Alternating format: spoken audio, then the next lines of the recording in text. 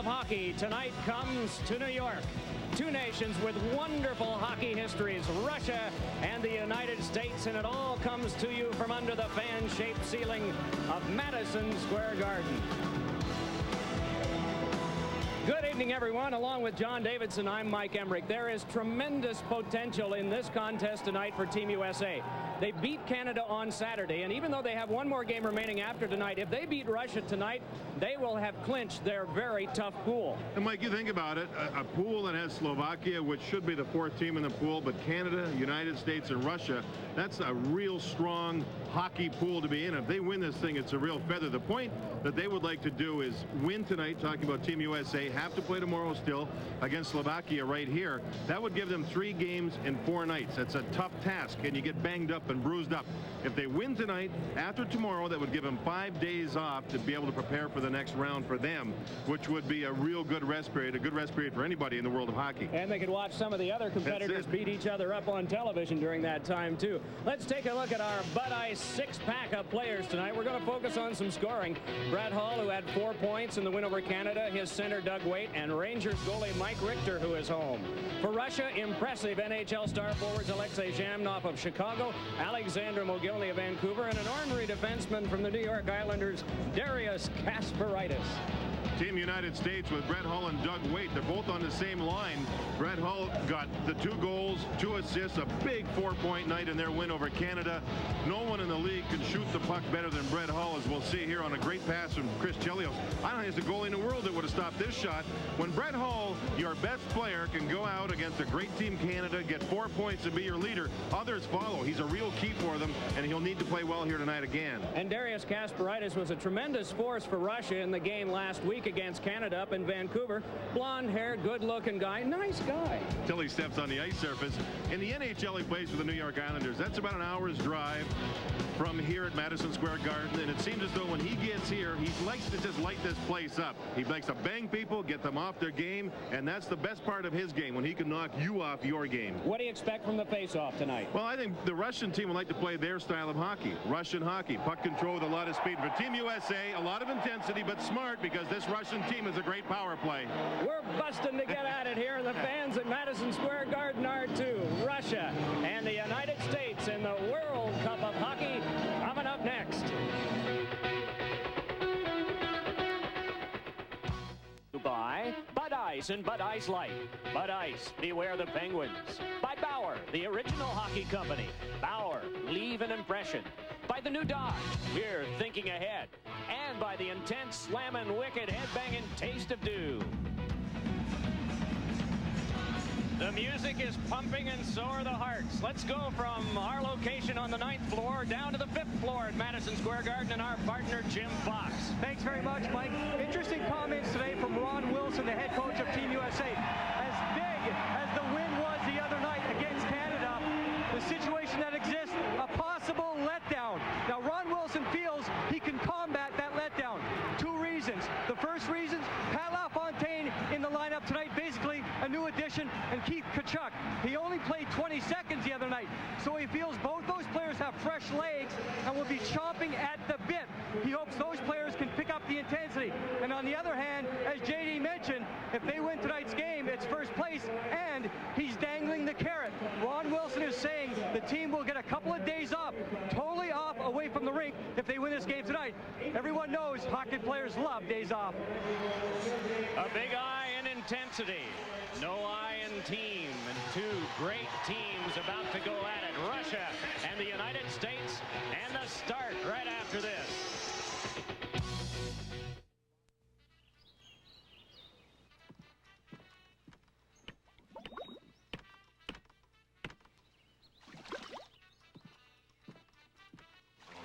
The new Coors Light can is attracting a lot of attention. It has a wider mouth, so you can enjoy more of the cold taste of the Rockies. Get ready to quench your giant thirst with a new wide-mouth can from Coors Light. Thank you for calling the Scudder Funds. This is Eric Bjornson. How can I help you? Hi, I'm very happy with my Scudder investments domestically, but I understand that you're very good internationally. Yes.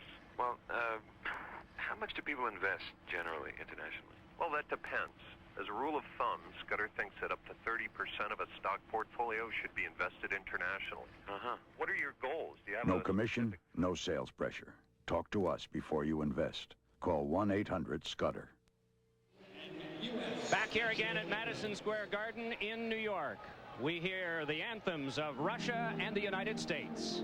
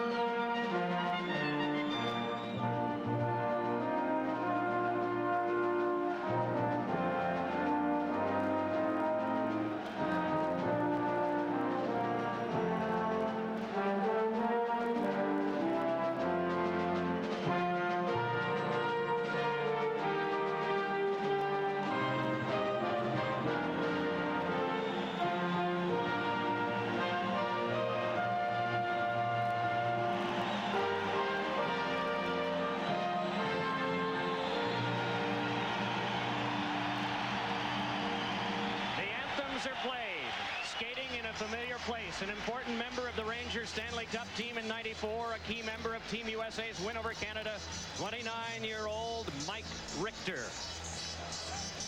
Starting in goal for Team Russia, Nikolai Habibulin played in Game 1. There you see he's giving a signal that he wants a water bottle for the top of his goal net. Started in Game 1, lost to Team Canada, sat out Game 2 in favor of the backup tonight, Andrei Trevelov. And Trevelov won the game 7-4 for his club over the Slovaks. So they come back with Habibulin. Mark Fawcett from Springfield, Massachusetts, son of a longtime linesman from the same city, Joe Fawcett. He's the referee with Wayne Bonney and Brad Lazarowicz, the linesman. Fedorov, Mogilny, and Nemchinov to start tonight for Russia. Kasparaitis and Gonchar, the defense. Leach and Darian Hatcher up front. Modano, Pat LaFontaine, and Dedmark. Mark Fawcett had been refereeing over on the European side of this tournament. So this is his first game on North American soil or ice surface. Ron Wilson,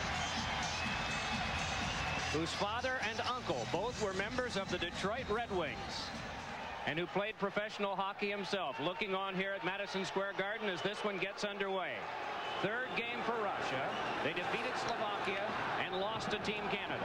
Second game for Team USA. They play Slovakia here tomorrow night, and tonight up against Russia after a victory over Canada. This is Leach. Big cheer for him. It's fed up the wing. Breaking in for a second goal. Amazing. Team USA thinking defense against the line, centered by Fedorov. They get the first goal 26 seconds in. Gonchar, the defenseman, never even picked up his man, never even looked, and that was a fast skating Dedmark who moves in on the right side of the ice. Leach, you'll see, has moved the puck now on the right side. There's Gonchar standing all alone. Dedmark sneaks in behind on 1-0 Team USA on their first shot on goal. And this Madison Square Garden is lively for this one. 26 seconds in. Adam Dedmarsh, only 21, who at 21 already has a Stanley Cup championship ring, gets the first one for Team USA. Suter and Chelios now the defense for Team USA as they make their first change following the goal. It is Doug Waite working along with Scott Young. And the other forward for Team USA is Brett Hall. And that's the line that did all the damage to Canada the other night. That was interesting how the game started. LaFontaine with his first shift of the tournament going against Fedorov, who's the leading scorer with the Russians. And immediately Team USA scores to take the lead. LaFontaine and Leach get the assists at 26 seconds. The Rangers' Alexei Kovalov plays it on, and it's turned back out by Valery Zelepukin, getting his first bit of tournament action for Russia tonight. Chelios with a little pass across, and Kovalov drops back. John, you were saying that for the Russians playing in New York is kind of exciting. It is. Brighton Beach is an area outside of Manhattan that has a lot of Russians that live there. They've moved to this part of the world, and they have 6,000 or 7,000 Russian fans in attendance here. Big shot right on goal, and it's handled by goaltender Mike Richter. Let's take a look at John Davidson's keys to the game tonight. Intensity, hard play, but stay out of the penalty box, and that's what we mean by discipline. Number 2, speed wide and own the corners. In other words, if you get into the offensive zone, battle hard along the boards. As Team USA feel they can scrap better, and be smart about both blue lines. The first goal, Team Russia turned the puck over. Team USA took advantage of it, moved up. The Russians happen to be a very good counter team when they get their game going, so be smart. Tverdovsky with a shot that went wide. Defenseman for the Mighty Ducks of Anaheim. Puck picked up now by Jamnov. Jamnov took a little lumber from Bill Guerin. Guerin and Kachuk, the wingers for Mike Modano for Team USA. Richter able to see that one clearly, directed it on to Kevin Hatcher. It's angled on off Malakoff and tipped further. Right up the wing it went to Kachuk, who just fired it to the corner. A shoulder by Bill Guerin, and Malakoff fired it off. Slava Kozlov tries to play it ahead. Walked on further and pitched in by Tverdovsky. One of the more interesting scratches in the game tonight when you consider all the history of the Soviet Union and Russia. Slava Fetisov is not playing. An offside call. The keys for the Russian hockey club going into this one, play what the players call Russian hockey. Speed, puck control, moving the defense up on the play. Their style that they're known for, it's a team style more than anything else. Mental discipline. This team has made a lot of mistakes, taking bad penalties, bad turnovers, and they shouldn't be doing that at this level of play. And quicker transitions. In other words, when they make a defensive play, go from defense to offense even quicker. When they do that, they trap the other team either in the zone too deep, and they can't catch the Russians moving up ice, or they catch them flat-footed and they go around them with speed. Smolinski with Amonte and John LeClaire, the forwards for Team USA. Leach working in back along with Darian Hatcher, numbers 2 and 3. Darian Hatcher wrapped it around. Amonte forced down to the ice. Valery Zelepukin taken to the boards and glass. Dumped over near Nikolishin. It's allowed to go to the point, but no further. Dumped along behind. Good hit by Valery Zelepukin. Kicked along further, but spun right into traffic, and it is Leach to hand it on across. John LeClaire from St. Albans, Vermont is sent down by Nikolishin, who was an impressive player, especially defensively for the Russians last week in Vancouver against Canada. But interestingly enough, he didn't play in game 2. Wow. They still have punishment, don't they? The Russians are starting to bang it up here pretty good. Are they ever? And one of the Russians is hurt. That was the guy that put the check on Amonte, and it's Darius Kasparaitis. Yeah, he was the hitter on the play. He took a run at Tony Amonte, and Kasparaitis ends up down on the ice without a helmet. Again. No penalties were called. And another one. And boards and glass. Ryan Smolinski, who played at Michigan State and now plays for the Pittsburgh Penguins, should be in the penalty box. That was a world-class elbow to the back of the head of Darius Kasparaitis, and he has a right to be complaining. The line that caused the goal is out for Team USA. Pat LaFontaine, who is in the lineup tonight, had groin problems, missed the first game. He thought he was going to be eased into this, Mike. He started the game. This is his second shift. He's on a sort of a checking line against Fedorov. Here's Suter firing, and that one ricocheted just wide. Chelios plays it around behind. Centering pass by LaFontaine, and back up with it come the Russians. They've got a 3-on-2. Sergei Fedorov working it on the wing for a shot that is handled by The feed was to Mogilny. The pace is unbelievable. This Russian line, Nemchinov, Mogilny, and Fedorov have 6 of the 8 goals scored by the Russian forwards. The defense have 2 goals for a total of 10 through their first 2 games. But this is the key line scoring-wise for the ornery, grouchy head coach. Boris Mikhail. He is. That's the way he is, Mike. He played that way when he was a player, too, and he was a good player. Well, you were very polite this morning, but I don't know that he understood you. This is their scoring line on the ice, and Team USA was matching up. LaFontaine, Otto, and Deadmarsh against them. There was something about good morning, coach. I'm not sure that he got. I don't think he wants to even hear from me. 1-0 Team USA, and the feed is across for Hall. Shot that is stopped by Javi Bulin. Hall tried to center. Loose puck swept along by Fedorov. Nemchinov tried to outlet, and it came back on for control by Dmitry Yushkevich. He banged it in, and Richter waits as Chelios takes. 4 minutes gone, first period. Glad you've joined us tonight, Russia and Team USA from Madison Square Garden in New York. Good work by Hall, and a shot that went wide. USA with forecheck. This Fedorov, Nemchinov, Mogilny line is still on the ice. This is the 3rd line that the U.S. teams had against them during the one shift. To me, the Russians staying on the ice way too long, and Team USA more disciplined with line changes. Malakoff with a pass on to Zelepukin, but it skips across to be played back in once more by New York City-born Matthew Schneider.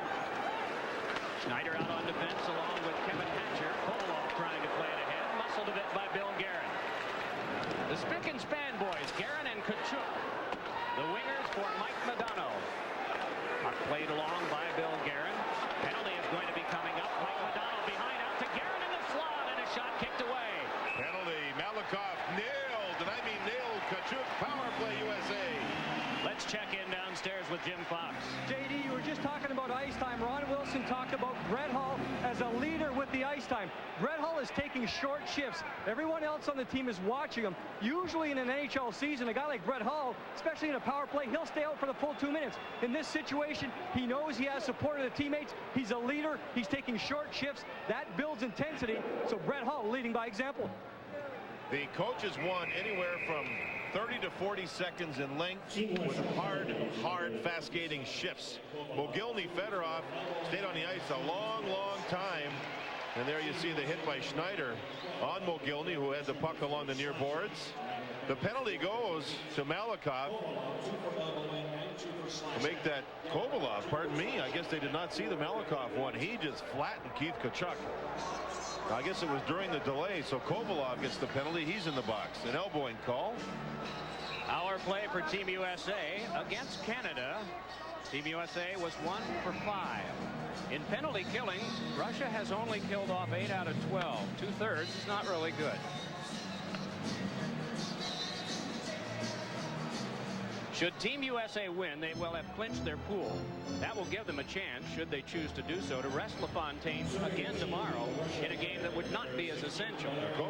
LaFontaine thought that, boy, he'd just be eased in. He didn't know how much he'd play, maybe 4th line. Ron Wilson started him quickly, got him involved, but did it ever pay off? Now, Zelepukin is also in the penalty box. It's only a 2-minute minor on the board. Maybe Kovalov got a 10-minute misconduct, Mike. We only heard the one announcement. We'll double check for you. Meanwhile, Team USA on a 5-on-4 power play. Leach able to feather it across. Kevin Hatcher will chase it down. Zhamnov on him. Alexei Zhamnov working on Hatcher. Then convergence by Larionov. And good work by the Soviet penalty killers in their first shift. So Richter sets up for Leach. 30 seconds gone on the power play. 5.5 gone first period. 1-0 Team USA on Adam Deadmarsh's goal at 26 seconds. Puck chipped along. Oh, a heavy hit across the way on Doug Waite. It is Leach trying to flip it further, but it's chopped along by Kasparaitis, and he was wedged down a little bit by the stick of Brett Hull. At 4:58 of the first period, Kovalov got 2 minutes for elbowing and 2 minutes for slashing. Guerin got 2 for roughing. So Guerin's in the box, and Kovalov had to get another player there to serve as other minor. Racing ahead is Keith Kachuk. Kachuk rolling it around behind. Javi Bulin flipped it back. Kachuk took it there, fed it on back to the point. Chelios hurried one, and it went just wide. Along the boards, played by Leach. Around behind LaFontaine.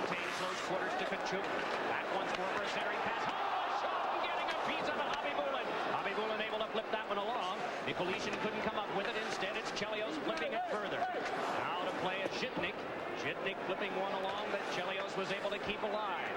Still they handle. Team USA is down to the last 26 of the man advantage. And they'll have to chase. So with it is Leach. Leach controls back ahead for Modano. Modano hooked at by Sergei Fedorov. Fed it around behind. It's out in front and trying to reach Modano. Then a turnaround shot went wide from LaFontaine. Puck played there by Leclerc. Got it on to Modano. Fed to the back to Suter. Fires and it's deflected away. Penalty time is up. So the Russians have killed it off. Play continues. Modano with a shot. Deflected in right. Score! Leclerc! 2-0.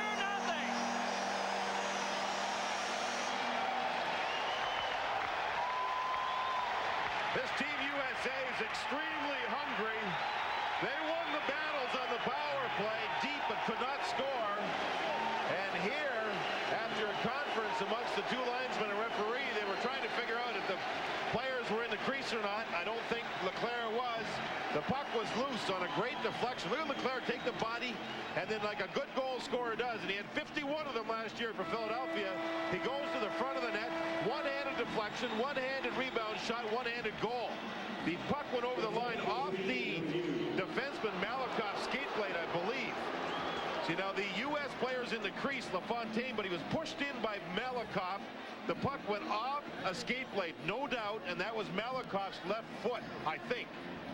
Wow, what an effort that was by Leclerc. To the boards, body check, to the net, reached with one hand and deflected the puck, then got the rebound with his own stick and one hand on it, and then scored the goal when the puck squirted through the goaltender. This year, the officials can ask for a review of a play when it is felt a player might have been in the crease. That is new this year. It applies to the World Cup of Hockey. See, LaFontaine's knocked in. Malakoff is there. Now watch the puck there go off the skate blade of Malakoff. 2-0 Team USA. That's a legitimate goal. And are they going here? My goodness. This guy, Ron Wilson, along with his coaching staff, have been so positive, and they really have the team prepared. This is a close-knit, tight, good hockey club. Centering pass in front. Scott Young with a shot, and that knocked down. Boy, Team USA just flourishing around the Russian goal. Nearly 7.5 have been played in the first period. John Leclerc and Adam Detmarsh have the goals. And we're going to get a penalty coming out. Play is stopped here at Madison Square Garden in New York. USA 2 and Russia nothing. Just get hooked from behind, right into the elbow, along the glove by Tony Amonte, pulling Kasparaitis down. That should be the second time Kasparaitis would have drawn a penalty this period. The first one was an elbow he took from Smolinski. This time it was called on Amonte. I understand there have been some video difficulties in some regions tonight. We apologize for that. Loose puck out in front, and Denmark has it and shoots, and it went high off Bobby Bullen, and then squirted loose in the goal crease. By the U.S. club took advantage of a bad bounce off the glass here and almost scored again. Kozlov off the glass. Richter out of his goal to play it. Puts it back up the boards, and Team USA flips it out. Otto to the bench. Detmarsh still out in penalty killing. Bouncing puck went over near LaFontaine, who nearly hawked his way by the defense to get it, but it's Shipnick instead. Great penalty killing shift by Detmarsh. He's like a tornado out there. 18,200 voices. Many of them outside of Brighton Beach chanting USA. We haven't heard from the others yet, but we might. Halfway through this power play, 11:24 to go in the first. 2-0 Team USA ahead. Alexander Mogilny with it. Fed one around in front. Unable to get a shot away was Nemchinov. Fedorov there to take it, though. Guides it right back to the point. Shipnick had trouble. They try to clear, but can't do it yet. Shipnick fed it back in deep, but instead it's spun around by Gary Suter, and the Russians have to drop back. Mike, we've watched the Russians practice a couple of times on game days. They practice a lot on their power play, but they only practice the power play in the offensive zone, the plays, the setups. They don't practice the breakouts to get into the zone and control the puck, and they haven't done that yet. Look at here again. They dump it in. Leach gets it. It's out of the zone. We have not once seen them practice moving out of their own zone with breakouts that are designed to set up the power play, and I think that's hurting them. A shot had to be kicked away on a beautiful feed by Hull. Now here's Leach shooting one, and that went wide of the catching glove of Bobby Bullen and the goal. 6 seconds left on the U.S. kill. Fedorov bringing it back for Russia. Fedorov right to the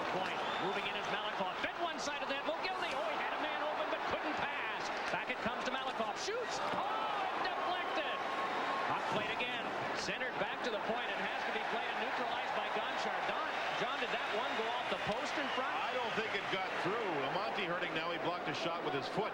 Nemchinov was wide open, and Mogilny missed the pass. Wide open in front of Mike Richter. 24 seconds of attack time out of the 2 minutes of that penalty, and no shots on goal. Zelepukin trying to get by, cannot. Smolinski rolled it back out. Past the halfway mark of the first period. Team USA ahead 2-0 on goals by Deadmarsh and Leclerc. Abibulin will set it up. He played in game 1 and now in game 3 of the 3-game round robin for Russia. Pass kicked aside by Keith Kachuk. Along now comes Modano with Kachuk trying to burrow his way by. Modano centered one, and it's picked up by Kozlov, who starts it back 2-on-2. No trailer yet. Good defensive work by Team USA, and it's Richter handling. Dumped it back off for Kachuk, and he jams it out again past Modano. There'll be a penalty. It is against the Russians. Man, these white jerseyed U.S. hockey players are flying. Modano went wide. He was deep, lost the puck, but there was 4 players that got back defensively. This is a clinic by Team USA. Here's Malakoff with the pass. Look at Nemchinov in front. Mogilny had his head up, didn't see the puck flip away from the blade of his stick. That may have made the score 2-1. Team USA on the penalty kill got the 1 shot by Deadmarsh. They only gave up 1 shot. They're doing everything right here in the first period. We're just past the midpoint of the first period. Yashin on a hook at 10:47, so Team USA will go back to the power play. The goal scored by Leclerc came from LaFontaine and Modano, so Pat LaFontaine with primary assists on both of the U.S. goals tonight. Ron Wilson will go with Gary Suter and Chris Chelios. Left point and right point. A couple of guys out of the University of Wisconsin. It'll be Brett Hull out of Minnesota Duluth working up front. That was a long time ago. That's a lot of goals ago. Centerman on the unit will be Doug Waite. And Keith Kachuk on the right wing. He'll be the jammer in front. Puck fed back to Chelios. Leads over to Suter. Big drive. And stop Abibulin. And it's dumped back out. Suter back to play. Chased off and works over his man a little bit. There'll be a penalty for that. That's offside, Mike. Sorry. Offside is Suter. Not only did he hold up Nikolishin, who was trying to set up offense while shorthanded, he then made sure he pushed him offside. Doug Waite. An amazing, I think, in talking to Doug Wilson this morning, Mike, said he was the #1 centerman in the Western Conference in the National Hockey League. And that's quite a compliment from an opposition coach. As he plays in Edmonton, or hopes to, he's having some contract difficulties right now. And Ron Wilson coaches the Anaheim Mighty Ducks. That's quite a compliment. Yeah, number 91 plays in that conference. Number 19 that scored the big goal for Canada plays in that conference. And their centerman. Yeah. Quite a compliment. I think the more you're around a player, when you do coach him, you have an understanding as to how good he is. Doug Waite, we mentioned this the other night in Philadelphia, had as many assists last season as Wayne Gretzky did. That's quite a compliment. Fedorov and Yzerman. Sergei Fedorov and Steve Yzerman are the 2 we were talking about, both Detroit Red Wings. Puck taken by Kachuk. Power play time. 30 seconds of it gone for Team USA. Back down, and so they'll have to retreat. Russians make a change. The much-used combination of Kovalenko and Nikolishin. Short-handedly are off the ice now. Replaced by Larionov for 1 as Chelios moves in. Chris Chelios is down behind. Hands it back over. It's eventually to the point to Gary Suter. Controlling his weight. On back to Suter, but a misplay there, and so they'll drop back. You know, Team USA's had no trouble getting into the Russian zone to set up the power play. And again, the Russians, in only practicing the offensive portion of it, in other words, being in the offensive zone already to practice your power play, 5 against 4, it's good for the penalty killers, it's good for the power play guys.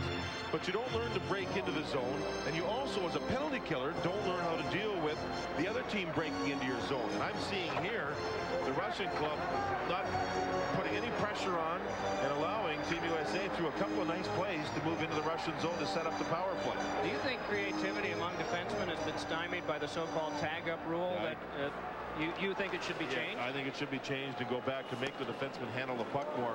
People in Canada in particular feel that that's hurt the development of young defensemen. The United States, frankly, I think have the best crop of defensemen in the world. And many of them are right here in this game. Leach a shot, and that one nicely blocked down. Sergei Fedorov striding after this. Leach trying to catch him. Fedorov.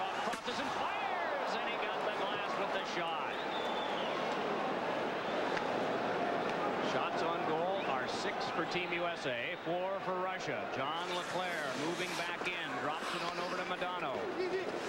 Wrapped on around now to the point, worked across for Leach.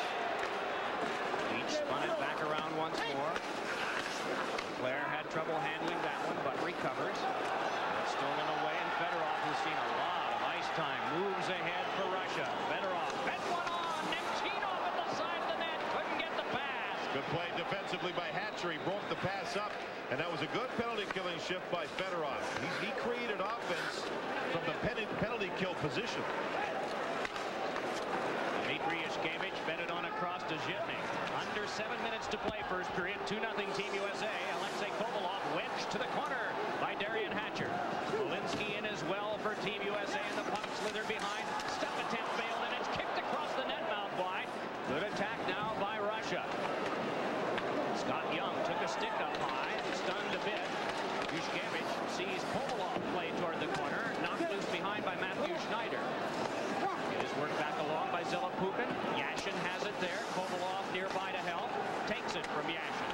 Alexei Kovalov of the New York Rangers in Russia. Waiting behind. Still waiting. Got a pass in front that was tangled in skates. Zhitnik jammed it along further. 6:15 to go in the first period as two-a-side battle the boards. Little shove to the back of Kovalov, and it's coughed up to neutral ice. Kovalov and Yashin on the same line. They were boyhood friends. They played hockey as youngsters. The coaching staff hoping that they'll have some karma, some fun playing together on the ice at the same time. They did a pretty good job getting the puck deep, but USA did not fold defensively. Shamnov rubbed up a bit by Chelios, but emergent penalty coming up. It's going to be on Slava Kozlov. It's interference, and Team USA will have a power play when we come back. Intermission report will involve Brian Leach and that noteworthy Los Angeles Kings forward of a decade, Jim Fox, our partner downstairs. Have highlights, special feature. A lot more coming up for you as the World Cup of Hockey continues. Kozlov, the interference wrap at 14-14 of the period. Third power play for Team USA. He took Chris Chelios right out of the play as Chelios was chasing Fedorov. If there had not been a call on the play, Fedorov would have had himself a scoring chance. Doug Waite and Brett Hull to start things out up front, along with Keith Kachuk. It'll be Chelios working along with Gary Suter in back. Jammed off to penalty kill along with Larionov up front. Tverdovsky working with Malakoff in back for Team Russia. Wrapped around now. Keith Kachuk tried to get there, could not. They battle along the boards, and it's controlled back out by Igor Larionov. Larionov hands on to Jamnov. Wrist shot covered by Richter. Good speed there by Jamnov getting the shot. Richter's done a nice job controlling rebounds so far. There's a look at the big defenseman Malakoff. Both Malakoff and Zubov, two defensemen, were injured in Game 1 in Vancouver against the Canadians. Both had what we call a grade 1 sprain of the knee. The medial collateral ligament, the MCL ligament in the knee itself. Malakoff, it was his left knee. But if it's a second degree, it's more serious, and if it's a third degree, it's much more serious. Both are what they term as first degrees, and both able to come back and get into the tournament. But we haven't seen much of Zubov in this one. I don't recall calling his name. I do remember one shift when he may have been there, because there was a different defense partner than we've seen that was broken to 5 defensemen. But the Russians have used 7 often during the course of international play, and they did against Team Canada last week, so that's not at all unusual for them. Puck work back now to Suter. Suter flipped one, turning with it as Brett Hall could not finesse it deep. Shipped along by Kachuk, but taken by the Russians and cleared back down. Over halfway through the power play, and 4:40 to go in the first. You know, with international hockey, Mike, you can dress 4 sets of 3 forward lines. In other words, 12 forwards and 4 sets of defensemen. Not in the NHL rules. Only 3 sets, or 18 players, not 20. Shot by Leach, deflected away. It's a little bit out of character for the Russians, taking undisciplined penalties as they did against Canada. One of the things they always were good at was discipline. Diving some too and drawing penalties, but not committing them. Here's Leclerc. Bowled over by Kasparaitis. Puck fed to the point to Leach. Down the last 18 of the power play. Shovel shot in front is blocked aside. Kevin Hatcher let that one go, and it's angled back out to Leach once more. Each able to play one on through. Mike Madonna trying to get by. Gonchar stymied him well. Led to an empty point, and so Kevin Hatcher, big defenseman out of Detroit, Michigan, dropping back. Turning it along to Pat LaFontaine. Hands quickly over to Leclaire. Leclaire, nice finesse move for a shot off the post! Tremendous shot that rocketed off the post from Mike Madonna. Russians in the midst of a change. 3.5 to go. Teams at full strength. Gonchar's shot is fought off. Rebound. Oh, and it ricocheted right near the net and struck the right post. What a carom shot that almost became the first Russian goal. Bill Guerin back to get it. There will be a penalty coming up. It will be against Team USA. The Russians have not scored, but they'll go on the power play right after this. Matthew Schneider boxed for Team USA. The call high sticking at 16:44. The Russians 0 for 1 on their power play. Overall in the tournament, they are 3 for 10. Big Joel Otto diving play, but Jitnik foiled that. Yashin tumbles to the corner. Valeri Zelepukin up with it, close quarters to Yashin. Good work being done by Chelios. Wow. Nearly took it away. Boy, what work for one guy on two. 20 seconds gone on this attack. Kovalov out working up front. We mentioned Valeri Zelepukin and Yashin. Yushkevich with a pass. Big shot by Yashin, and it's kept by Richter, and play is stopped. No rebound that time. As the line of Zelepukin, Yashin, and Kovalov work the power play, the Russian team will just go with the next line that's up usually. They won't break the lineup no matter what the power play is. Where here in North America, they do a lot of that. Good screen set up for the shot with Chelios there, and Richter made a nice save and held on to it. Mike, what I was talking about before with the amount of players, international hockey normally has 4 sets of forward lines and 4 sets of defensemen, and the Russians over the years have always played the same 3 forwards with the same 2 defensemen, units of 5. Well, here in North America, in the NHL, you can only dress 18 players, so it's a whole different strategy. John Morton, the medical trainer of the Detroit Red Wings, when there were so many Russian players with Detroit, he's now the trainer for this Russian hockey club, and he said it's been quite an experience. You know what that means? Slava Fetisov likes it. Malikov a shot, and that one kicked aside. Everybody follows Slava. He is, you know what? He's got a future in government someplace, or maybe as a coach. You're saying he's a politician? Well, he's pretty popular, and he knows how to use it. Especially in Russia. Miss him tonight. This is a team that's played for 16 days in 8 cities, 16 different time zones. Think about that. 16 different time zones. Puck fed over to Malikov. Angled one that went off Fedorov stick. Fedorov checked by Darian Hatcher. It's fed back, but into traffic. Malikov trying to work it in deep. It came on back. Good coverage by Kozlov. 40 seconds left on the power play. Sergei Fedorov just waiting with it. Has Malikov nearby for the one-time shot. Blocked away artfully by Richter and hacked away further by Darian Hatcher, but not cleared. Fedorov kept it alive. Right back over for a keep by Malikov. Angles it around to the corner. It's a North American look here. The Russians using 4 forwards, and only Malikov is a true defenseman for the power play. Fedorov could not get it through. It's cleared back down by Brett Hull in a penalty-killing roll. 11 to go on the minor penalty to Matthew Schneider. 1 minute, 20 seconds left first period. Team USA ahead in the game 2-0, and the puck turned over again. Of course, came from Scott Young. LaFontaine played it back to him. 21, Scott Young rolling it behind. Kasparaitis to take it there. Got away from a check and passed it up the boards, but it's back checked away by LaFontaine to Suter. Teams are back in full strength in the final minute of play in the first period. 57 seconds of attack time on that 2-minute power play to the Russians. They had 2 shots on goal. Brought back on by Tony Amonte. Got it over to LaFontaine. Then for Young, who flipped one that skittered wide. Picked up now by LaFontaine again. They work the cycle. It is Amonte. Over for Scott Young. Young double team. Pace seems to have slowed a little bit with the penalties in the latter stages of the first period. I think Team USA, when you evaluate the period, started quickly and smartly. And the thing that they haven't done, along with getting their 2 goals, Mike, they have not given up the Russians to the Russians, the odd man Russians. You haven't seen breakaways. You haven't seen 2-on-1s. you haven't seen the Russian transition game get itself into gear the way they normally do, or at least the way we expect them to. Well, that was one of the keys that you had at the outset of the game, was how their transition was going to be. Coming up, USA and Slovakia tomorrow night, right back here. In the event that the United States wins tonight, that would mean that they would finish first, and Russia would take on Finland Friday. Canada would meet Germany on Thursday, while the U.S. and Sweden would just sit idly by and watch them. Hopefully for them, they would say destroy themselves. Third round game 1 and 2 that would involve Sweden and perhaps Team USA if they win the pool would be Saturday and Sunday. And then the best of 3 final would begin on Tuesday in Philadelphia. A nickel's worth left in this period.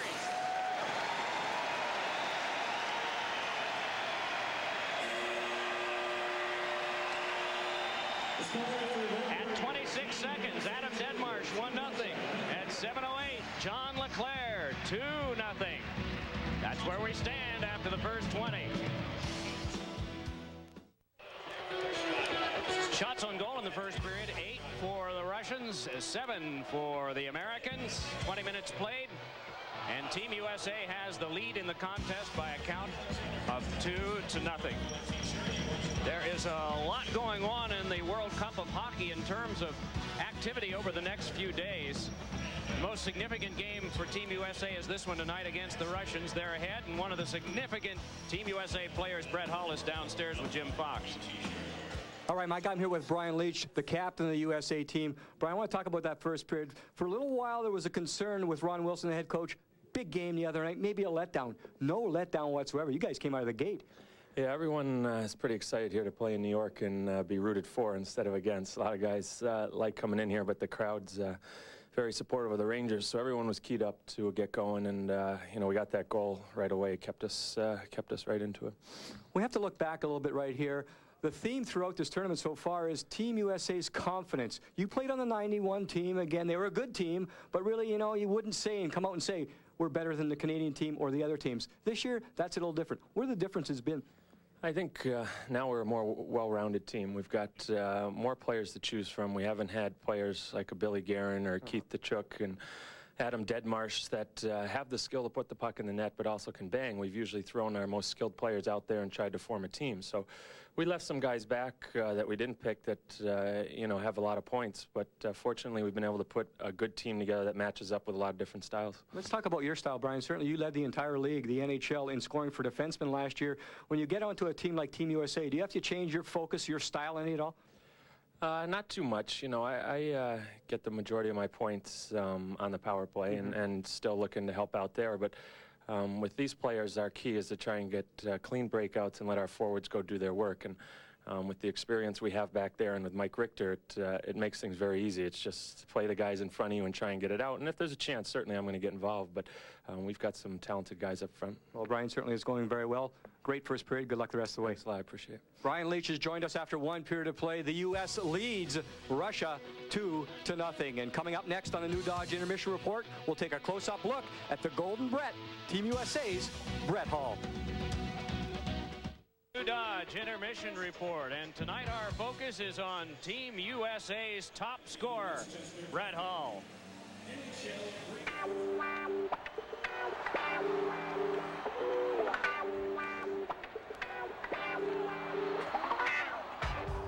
Brett Hull has an imposing character, a Canadian-born player who finds himself in an American uniform. Hull has been the NHL's most valuable player, and as recently as last season, he's seen the highs and lows of hockey. Last season was very difficult, as well as a lot of fun for me. It was you know, a lot of banging heads with Coach Keenan, and you know, and then to the point of jubilation when we got to get Wayne in St. Louis. And so it was from one peak to the deepest valley to the highest mountain. It was a lot of fun at times, and we had a good run in the playoffs.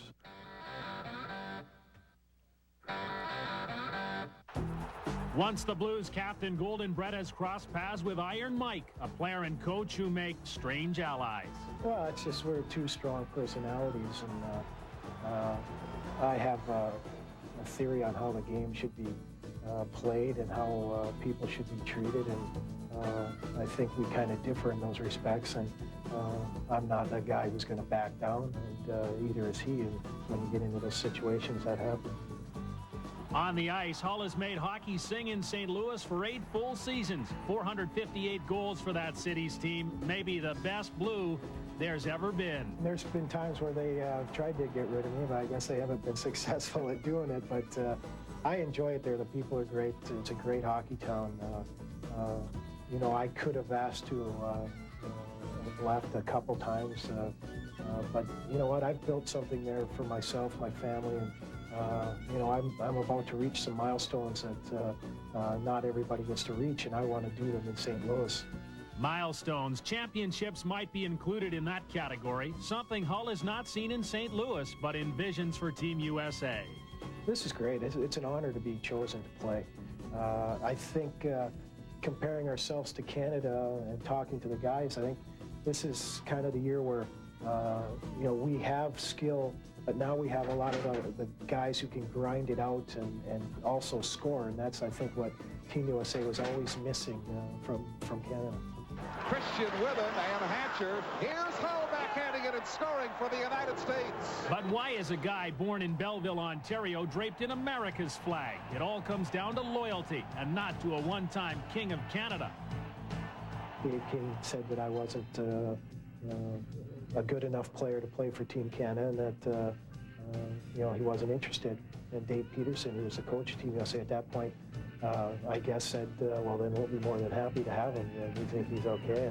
Would you consider playing for Canada in the future? It's got nothing to do with Canada. It's just that situation. It's my loyalty to what Team USA did for me when I started out in my career. The past plays a constant role in Brett Hull's life. He is, after all, Bobby's boy, a tremendous hockey talent adopted by America. It has them dreaming of another miracle on ice. Dodge Intermission Report continues. The score of our game: Team USA 2, Team Russia nothing. Take a look at the highlights now, JD. Leach leads the rush, gives the puck to LaFontaine. Watch his pass. He just feathers it beautifully across, and Deadmarsh puts it over top of the shoulder of Habibulin, the goaltender. 1-0. 2-0 when John LeClaire comes out of the corner, bang, with a big body check on the far side, goes to the net with LaFontaine there, and finds the rebound, and from behind the net, almost on his knees, scores the second goal. Russia had one great chance here, but you see, Mogilny could not find the puck to feed Nemchinov, who was wide open at the time, and then Mike Richter made a good save on the Malakoff shot. Mountain Dew first period stats. The shots 8-7 Team USA. Trailing in that department, but they outchanced Russia 6-3. No carryover penalties or power plays. We'll be back with more from Madison Square Garden in just a moment. Intermission report. Jim Fox and Team USA assistant coach Paul Holmgren. John Davidson has mentioned a couple of times the transition game not working as well as the Russians are used to. Is that part of your game plan? Well, we certainly talked about keeping our third guy high in the offensive zone and making sure we make good decisions at the offensive blue line. We've got to do a better job. We did a good job back checking that period, but we can still do better than that. The first half of the period outstanding. The second half, the Russians coming on a little bit. Yeah, they are. They're a great hockey team, and we expect a real jump start from them in this period, and we have to be ready for that as well. Thanks, Paul. That was the one thing that happened with Canada. Russia came in with a splendid start to the second period after Canada dominated the first. So the U.S. already leery of that, and there you see the Russians gathered about their goaltender Nikolai Habibulin. Of the 8 shots the Russians had in the first period, only Zhamnov with 1, Yashin with 1, and Mogilny with 1. The only forwards for the Russians to get shots on goal, and that includes 2 power plays that the Russian club had. They need more from their forwards, and they need it desperately. They've got to get their act together as a team. And of course, it's hard to do that when you're going against a real buzzsaw on how the U.S. club has played to this point. Young Oleg Tverdovsky was saying about the veteran Igor Larionov you just saw. When you're on a team with someone, you call them your brothers. Except Igor and Slava Fetisov, we call them our fathers. I know. That's interesting. I know after game 1 in Vancouver, when the Russians were upset, the coach called them off the ice and not to stand on the blue line. LaFontaine with a nice finesse move. Puck back to the point, and Brian Leach up with it. Teams at full strength as the second period begins. Sergei Nemchinov of the New York Rangers bringing it ahead, but denied nicely at the line by Darian Hatcher. Pitched across by LaFontaine, but now Mogilny. Nemchinov in with Darian Hatcher again, and Richter able to foist it away from the two of them. This is Mogilny. Bent one in front that's guided aside by Richter. Centered off the back of the goal. Nemchinov trying to get it to the front, denied by Leach. The test of strength. And Mark Poisson blows the whistle. September 2nd, 1996. But 24 years ago, a shocker all across Canada.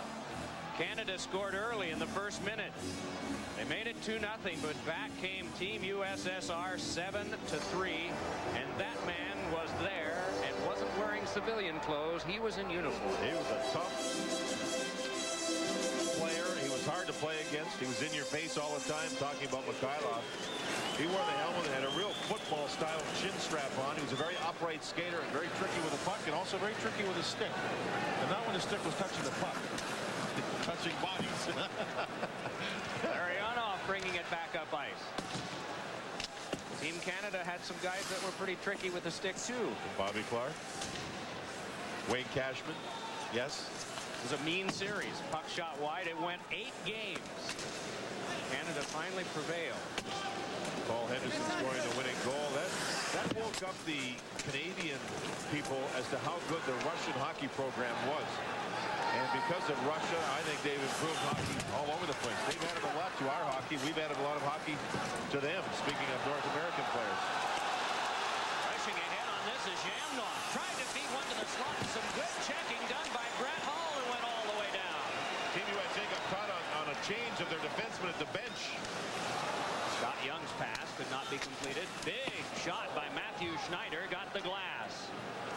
Pivoting with it is Kovalov. Early stages, second period. Team USA ahead. Alexei Kovalov bringing it on, and 5 Team USA members there.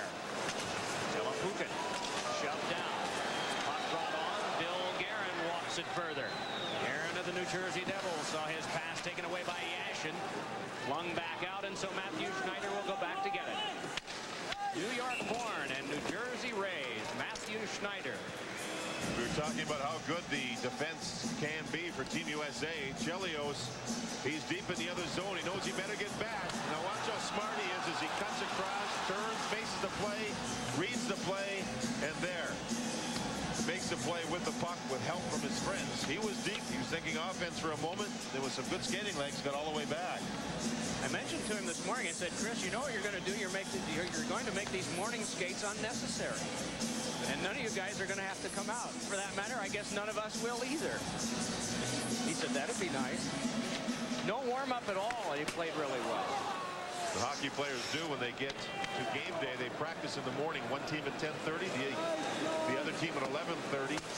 Then they go back to their homes or their hotels, and they have meetings. And then when they get to the arena about 3 hours prior to game time to get ready for the games. There are old-timers from your era, John, that will maintain that at times there were no morning skates until the Russians started doing it. The morning time was to have a team meeting and maybe go out and make sure your skates were okay, but not to have an organized practice. The game in Vancouver started at 5 o'clock, and I asked the Russian players, are going to practice today early? Oh, yeah, we never take a day off. In the old days, they practiced and played 11 months a year. The initial stop by Hobby Bulin and Amante could not convert. First shot came from Darian Hatcher at the point. Team USA's been good at feeding the points, too. You'd mentioned how Russia hadn't gotten many shots from the forwards, primarily from defensemen, 5 of the 8. Picked up, though, around behind by John LeClaire. Kicks it around further. Tony Amante to get it there and dumped it on back. Dmitry Yushkevich. Nested on through. Gypsy tried to turn it around there and was just hammered for his trouble. Loose puck out in front, and Amante trying to control. Fed it to the back, but it was away from Darian Hatcher and back down the ice. That's good forechecking, though. That's taking the body deep, making sure that the Russians' first pass is not an accurate one. And when you do that, you break plays up and generate scoring chances. Russia shifting from defense to offense. Valeri Zelepukin just rolls it back in and obediently comes to the bench on a change of line. Gary Suter got away from the check, flipped it along. It's directed by Hall, and it skips to neutral ice. Gonchar gave it up. Right back along with it comes Hall, trying to get by Gonchar. And it's closed off by the young defenseman from the Washington Capitals. Puck sped back around. Kozlov tried to tip it out. Loose puck picked up. Shot by Hall. It's deflected up into the seats. 3:38 gone. Second period. 2-0. Team USA. Stairs, Jim Fox. JD, I want to go on the thing you were talking about. You mentioned the Russians used to play 11 months of the season. The weirdest thing I saw playing against the Russian, the World Championships '86, their best line, Larionov, Krutov, and Makarov, they'd have the puck 90% of the time. They'd be holding on to it, doing a whole bunch of things.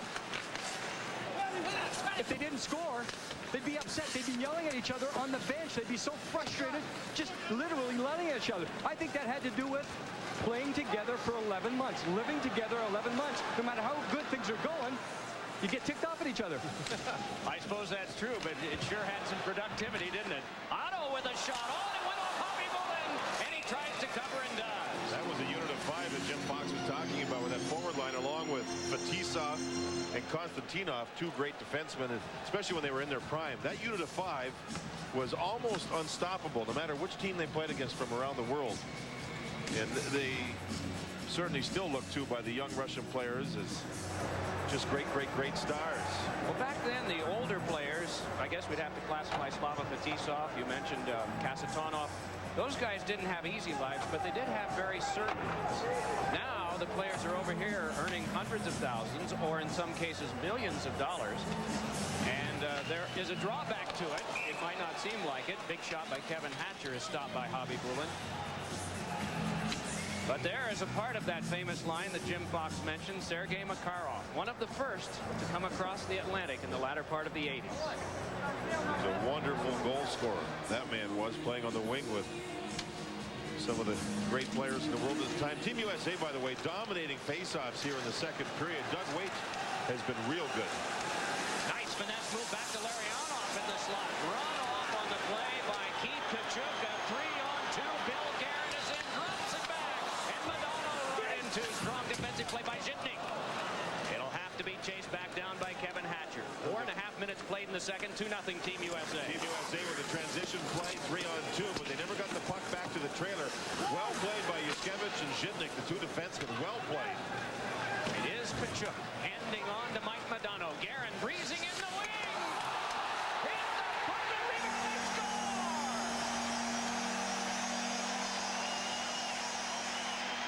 It looked like the initial shot caught iron, but Team USA was on the break and flooding the deep part around the net, and it was stashed home, and it's 3-0 Team USA. Team USA with more transition.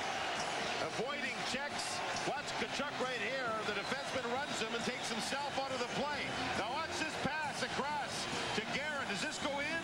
He thought it did. Now even if it didn't, the Team USA players followed up and the goal was scored. What a pass across. And watch the shot. It goes off the crossbar, it appears. Oh. But the finish on the play was made. Madonna was the player that hit Guerin with that great pass. Kachuk avoided the check when they hit along the boards by the defenseman Yushkevich. Sometimes as a defenseman, when you run across and throw a big check, you take yourself right out of the play. And he did.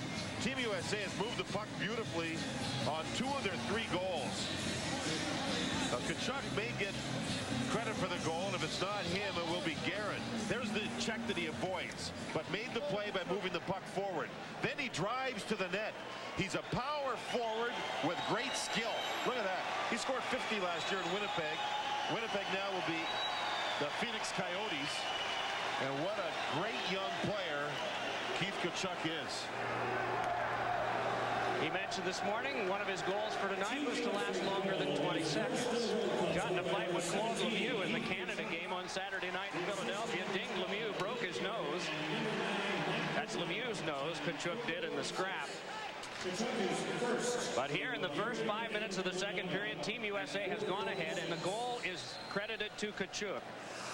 They were looking at it up top. I couldn't imagine for what. There was no problem in terms of Kachuk putting it in with a stick, but maybe it was just to determine who wound up getting the goal. Guerin and Madonna, his line mates, wind up with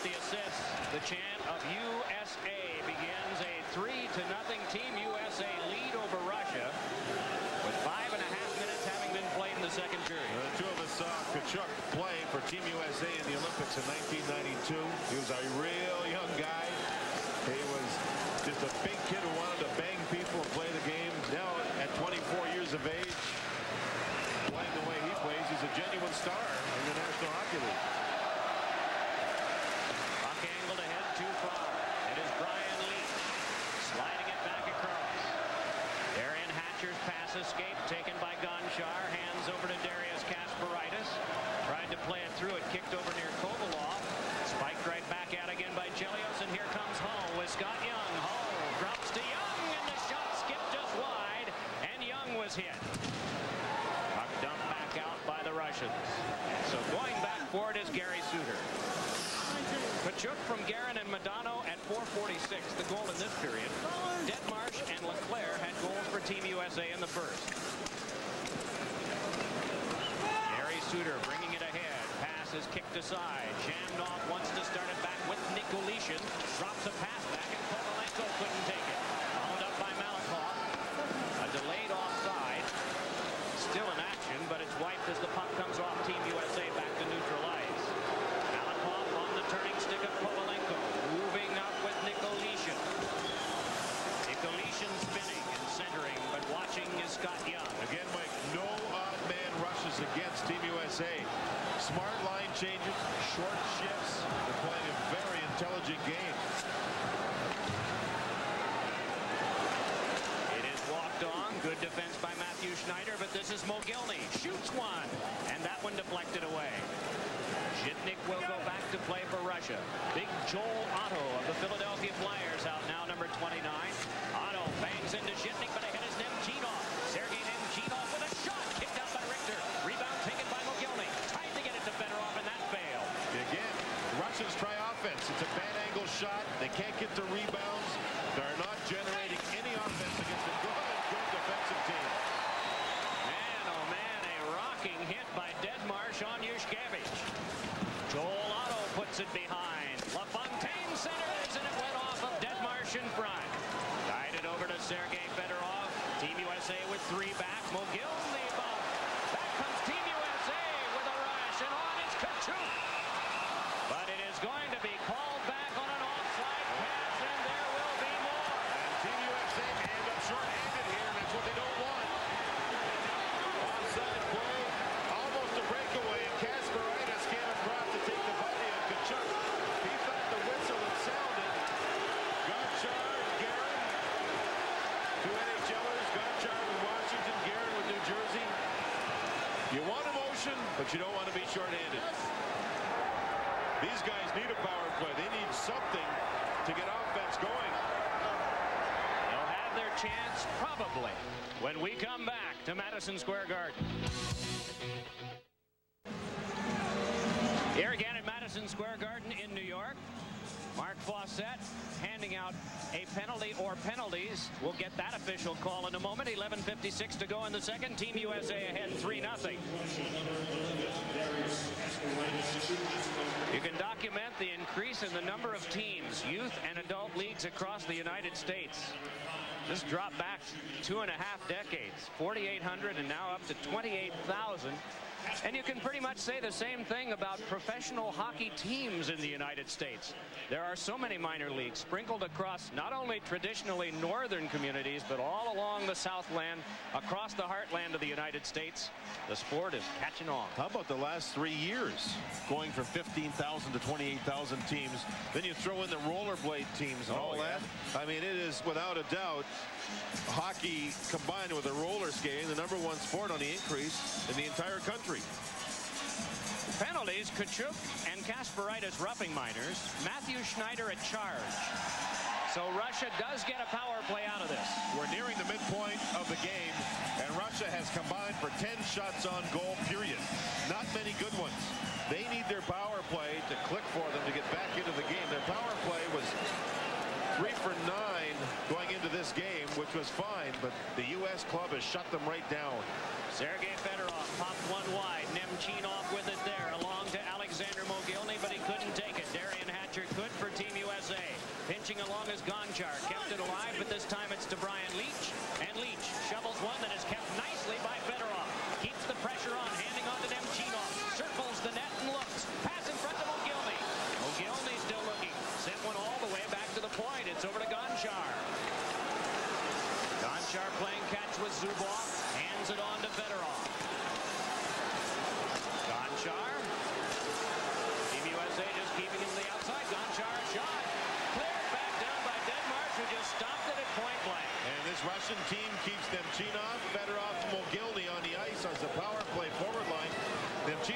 for the Rangers, and he does not play on the power play. He's not a goal scorer. Now they make a forward change. Gonchar pitched that one back in. Mogilny allowed it to go, and it's brought back out by Pat LaFontaine. Moving up with Scott Young. He's got a trailer and gets to Suter, and a save made by Javi Bulin. Steered back out. If they hurry, it's a 3-on-2. Larionov bringing it ahead for Russia, but it's spun back out by Chelios. LaFontaine moving in. He's got Young. LaFontaine in front.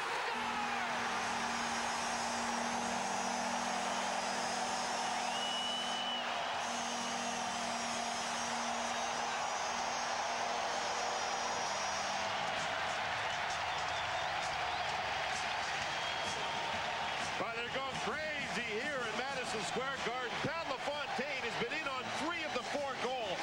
This one shorthanded. He has 2 assists. What a marvelous, marvelous display of talent by a genuine superstar. Chelios makes the play. Robs Larionov of the puck. The puck there moved up by Chelios. It's 2-on-1. LaFontaine's left leg stops the stick of Malakoff. And look at the balance he has.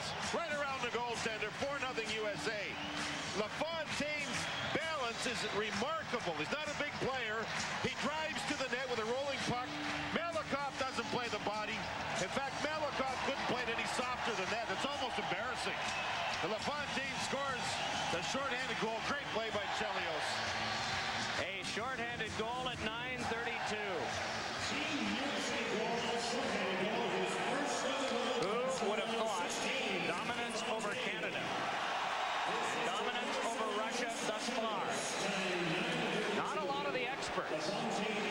Team USA has done it. 10:15 to go, second period. They are ahead 4-0. Chelios, the lone assist on the LaFontaine shorthanded goal. This is a clinic. It's a clinic of defensive play, and it's a clinic of taking advantage of scoring chances and real team play by Team USA. Larionov turned the puck over at the blue line on a nice play by Chelios. The Russians were changing because Mogilny had been on the ice for a minute and a half of the power play. He was the last forward to change. That got them in trouble. And then Malakoff, who's, I mean, is a foot taller than LaFontaine, he just reached out and tapped him with a stick instead of taking the body.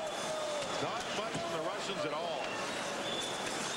12 to go on the power play, and a shot booted back out and then hacked high by Brett Hall. So Malakoff back to get this one in the final 5. Waite and Hall are the penalty-killing forwards. Chelios and Suter in back. Kovalov tripped up. Puck squirted across. Penalty box is empty. And over halfway through regulation time, Team USA is ahead 4-0. This Russian club was thought of in Russia going into this tournament as the dream team. High expectations back there for this World Cup. Boy, it's turned into a nightmare more than anything else. Well, this is the best collection of players that have represented this country since the latter part of the 80s, because once the players started to drift over into the NHL, all of a sudden the talent pool dwindled a little bit. They had a tremendous Olympic team in 1992, the unified team. Most of those guys wound up in the NHL almost immediately thereafter, but this is the best quality that they have ever sent to an international tournament since, say, 88. The other thing to keep in mind, no matter what the outcome is here, getting to the next round, the Russians a lot of times have been, slow in the early portions of tournaments and then pick it up as the tournament moves along. But I just don't see cohesion amongst this team. They don't look like they're a team like we normally see from the Russians. More individual than team. Plus, the opposition's been pretty darn good. Yitnik with a pass across. Shamnov takes it there. Yushkevich worked it back further, but it is Matthew Schneider. Turned it along to Kevin Hatcher. He banged into by Yitnik. Boris Mikhailov had said before the tournament, talking to some North American reporters and electronic media types, we have the same problem as your teams have now, turning individual players into a team. Here's Kovalenko. They really missed Pavel Bure, Mike. Out with the kidney injury. Not be on the roster. His brother Valerie is. But Pavel Bure would have given them some tremendous life in a game like this. Even going out to kill a penalty with what he can do offensively and the type of speed that he has. Play stopped with 8:31 to go. Second period. Team USA 4 and Russia 0. Coming up later, new Dodge intermission report. 8 minutes and 31 seconds of playing time from now. Jim Fox will be chatting with the general manager of Team USA and the New Jersey Devils, Lou Lamoriello. Have a special look ahead to tomorrow night's game between Team USA and Slovakia. Slovakia giving Canada a tremendous battle last night in Ottawa before Steve Yzerman scored in the last 90 seconds or so to secure a shaky 3-2 victory for Canada. This is Modano, and a pad stop made by Javi Bulin. Another neutral zone turnover. That time Kasparaitis turned the puck over. Modano with a great shot, with a great save. But Team USA is always back in a defensive posture, and Team Russia's having just a difficult time. They can't make the first pass. Again there, Fedorov tried, and Guerin broke it up. No first pass completion by the Russians to get the offense in gear. This Team USA is playing a brilliant defensive game. They've given the Russians 3 shots here in the second period. We have 7:54 to go in the second period. Bill Guerin and Sergei Fedorov. Guerin's been in ill humor, hasn't he, in this game? I think that's part of what his line's chemistry is. He and Keith Tkachuk, roommates, as they were in 1992 before Guerin was one of the late cuts for the U.S. Olympic team. It's interesting how they've done that. Tkachuk and Guerin, same line, roommates. Leach along with Darian Hatcher, defense partners. They're defense partners. They're roommates. That is smart management. Let's check in downstairs with Jim Fox and Rangers coach Colin Campbell. Here Campbell. with the New York Rangers head coach Colin Campbell. Colin, I want to ask you about the situation. What's it like to watch maybe a Brian Leach of the Rangers and Team USA take a run at Sergei Kovalev, Team Russia, but they both play for your team? Well, I think that that situation's out there with a lot of players, and we saw Guerin and Scott Stevens in the Canadian-U.S. game, so it's going to happen. These guys are as competitive as you know in practice when they're playing for a can of pop. So it's interesting to see it out here. But the U.S. team is on a roll tonight. I think beating the Canadians of the night have really got them going. Thanks, Coach. Thanks, Joe. You see the shots, 19-11. You saw another bit of clustering by Team USA and not much in the way of attack by Russia on that one. Moving ahead with it is Slava Kozlov, and just a wall there to meet him. But kept alive by Larionov, and moving in Tverdovsky. Score!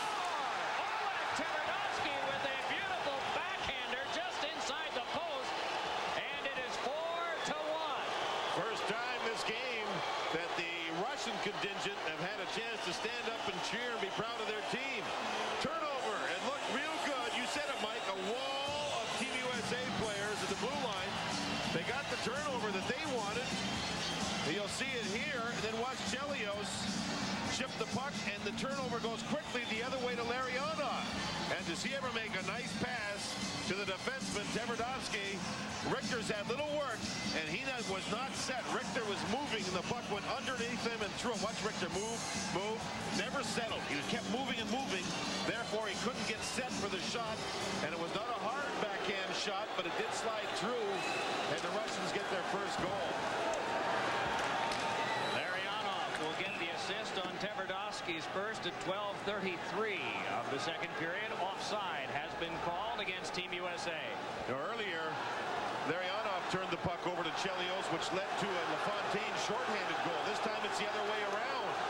Chelios turns it over to LaFontaine, who feeds that young player, Tverdovsky, and he scores on the back end. He had a difficult year last year, didn't he, Mike? With the kidnapping of his mother in his homeland of Russia, had to go through it as he was playing hockey here in North America. But everything turned out for the better, from what we understand, or at least got straightened out. Everybody's safe. Exactly. Here is Hall around behind. Little pass in front. Score! It's Doug Waite, and it's 5-1.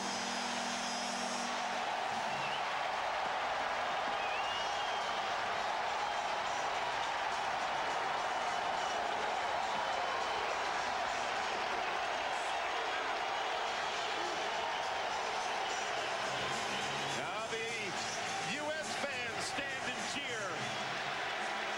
A quick shift, a shift right after the Russians had scored. Look at Brett Hall. Look at the time he has. Doug Waite's in front.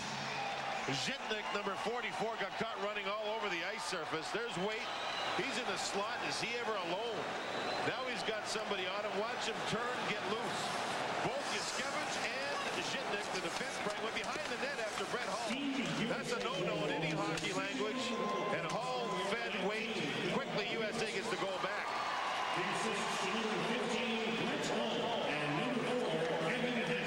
Hall and Hatcher, Kevin Hatcher, come up with the assists on the goal by Wade at 13:03.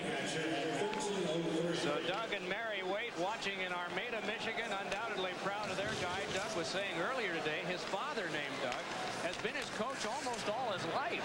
I mean, you talk about a decade and a half for a guy that's so young. Shot by Amati, and that one blocked aside. Now around behind is John LeClaire. Fed one in front. Just a jam on the players there, and it muscled off of Smolinski. They work the other way now for Leach's shot. And here comes Mogilny. Can Hatcher get back? Mogilny the blast. Oh, and it went through the legs of Richter and just wide. Well, why would Mogilny not go to the net? Why take a slap shot on the off wing from the top of the circle? He was home free. He had a breakaway, Mike. A hit by Malakoff registered. Now they move it in the other way. A pass from Madonna for LeClaire, and that one chipped aside, and this is getting ragged. Mogilny. I know. The fire wagons are out. The firemen are speaking two languages. And why would Madonna not shoot? He's got a great shot. He tried to behind the back pass. Mogilny's gone here. Look at the slap shot from the top of the circle. He had Hatcher beaten. With his speed, he could have moved right in on Mike Richter. Even though he almost scored on it, it was a low percentage play, in my opinion anyway. I think he could have just steamed right in there. He's a great skater, has a great shot around the goal net. He was gone. Instead, he decided to take a much lower percentage play.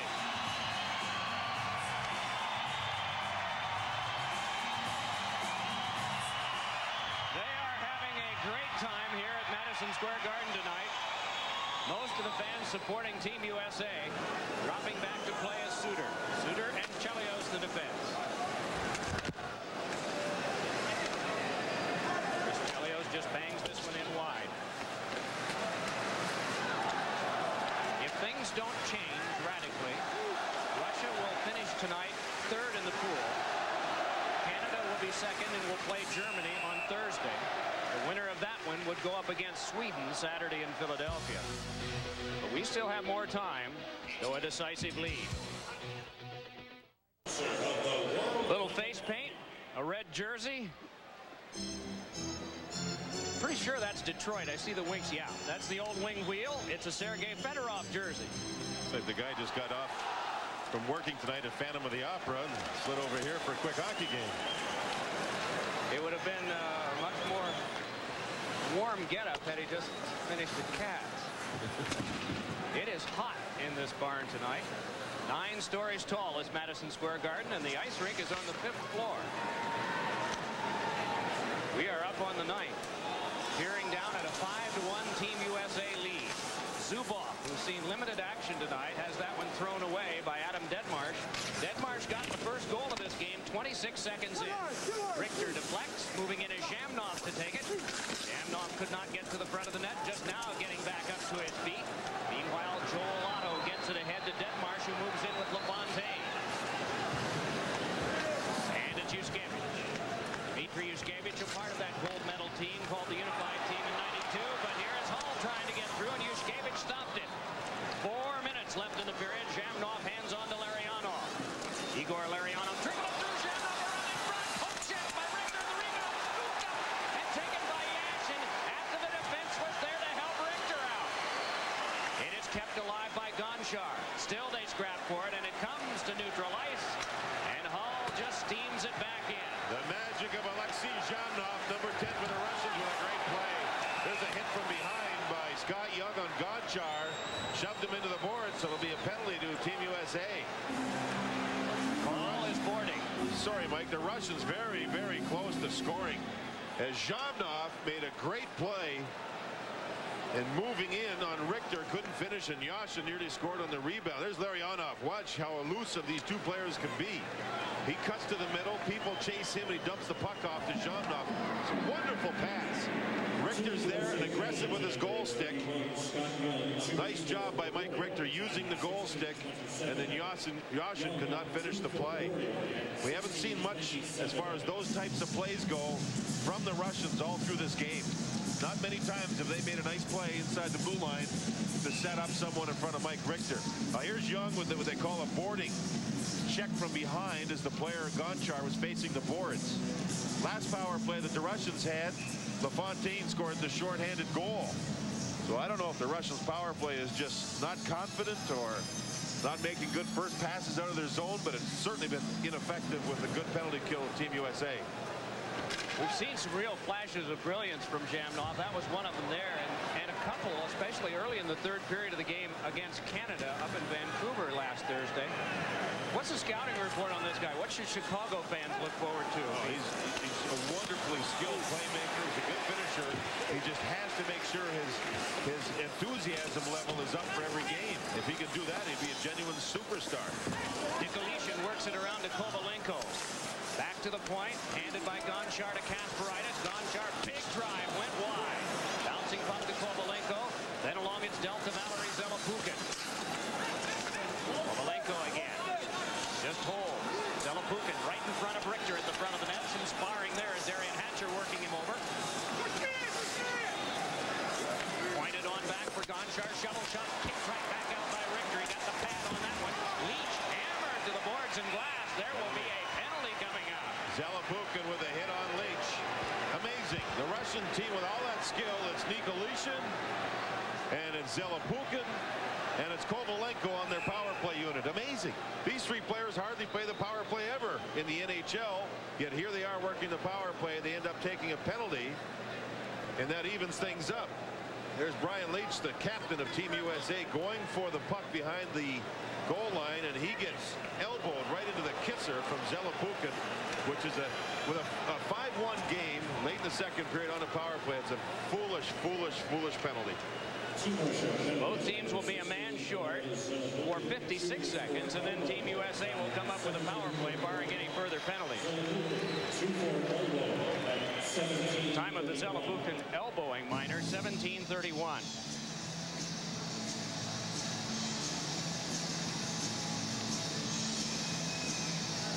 Viktor Tikhonov, age 65, had coached this team, the team representing largely through his years the Soviet Union and then later on the unified team, the 3 Olympic golds and 9 world titles. He was referred to as the last of the Stalinists. A lot of the guys on this team were kind of looking to see who the coach was going to be before they would want to make a commitment. Viktor Tikhonov is back in Russia, as best we know, probably back at his apartment in Moscow watching this. 11-hour time difference. When he coached, he would stand in front of the players on the bench and then turn around to the players and berate them. Mikhailov, he stands behind the players like coaches do in North America.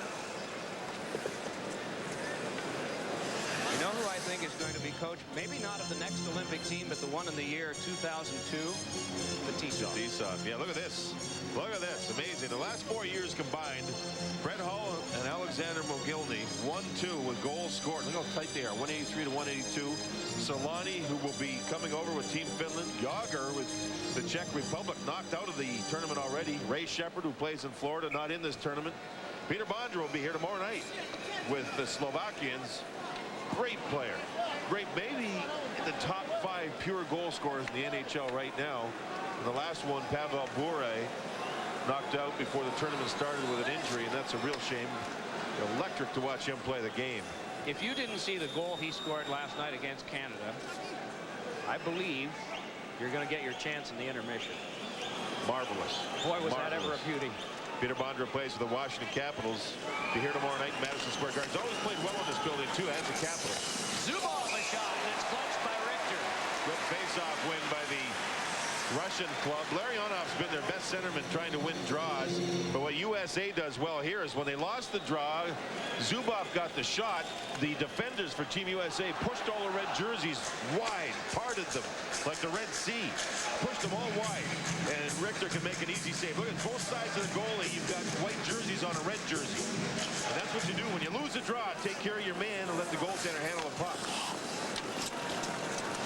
Kevin Hatcher, big defenseman, now for the Pittsburgh Penguins. This one handed on to the turning Brett Hull. Hull with 2 goals and 2 assists on Saturday. Puck flipped back in by Kevin Hatcher. And now the power play begins for Team USA. We're down to the last 90 seconds of the second period. Team USA ahead decisively by a count of 5-1. Zubov lost that one. 52 seconds right now. Power play time. I just checked. You could see that too, couldn't you? Shot by Hull, and that deflected wide. Work back on off of Keith Tkachuk. Larionov trying to nudge it further, and it spiked back to center ice. Damnov wanted to get to that one and is able to force it further so he can come to the bench for a change in Russian lines. Tkachuk tried to pass it ahead. Waite scurries to play it. Waite tries to center. It came back around now for LaFontaine. Leach rolls it behind. Once more, Doug Waite turning. Flipped it in front, and a shot enough wide. Oh, what a nice pass by Waite. But a little trouble for Tkachuk. Now Waite, wraparound attempt is tipped aside by Hobby Bullen Stick, and they keep the pressure on. Here is Waite once more. Doug Waite watching out of Lake Superior State. Works it on back to the point. Kevin Hatcher to Waite once more. Long shift. Deflected by LaFontaine to the outside of the goal. Penalty time is up. The teams are back at full strength. Out in front. Tkachuk a shot. And that had to be turned aside by Hobby Bullen. Man, oh man. 17 to go in the period. Worked on the wing for Zelepukin French from the box. Couldn't shake it home. And man, oh man, was he ever taken to the wall. Gary Suter. Chelios tried to hold up Zelepukin, and Suter came across. Remember, it was Zelepukin who put the elbow into the face of Brian Leach. Suter came across and almost a cross body block. Watch Chelios move across. That's Zelepukin with a puck. You think it's 1-on-1? Watch the 2-on-1. Boom! Big hard hit. Both defensemen go right at Zelepukin. I guarantee you, Mike, both those defensemen knew it was Zelepukin. It was Zelepukin who put the elbow into the face of Brian Leach. You have a 5-1 lead late in the period. Sometimes it's payback time. You got all night to get a guy, but on the other hand, when it's 5-1, you can take the chance a little more readily. You don't have all year, though. If these two teams meet again, it may be such an important game you wouldn't dare do it. So, you know. The buzzer. 2/3 of what Team USA wanted to do, they have done. 5-1 at the end of 2. Dodge intermission report after 2 periods of play. Team USA outstanding on top of Team Russia 5-1. And joining us right now is the general manager and president of the New Jersey Devils, and of course, general manager of Team USA, Lou Lamoriello. Lou, I want to talk about the game so far tonight. Exactly the way you planned it. Well, as you can see, things have gone very well for us. The players have committed themselves, committed to each other, and they're not letting each other down. And we're doing all the little things and letting the end result take care of itself, and that's what caused a few goals there. Certainly, as general manager of Team USA, you have to work, I'm sure, with a lot of people to put this team together.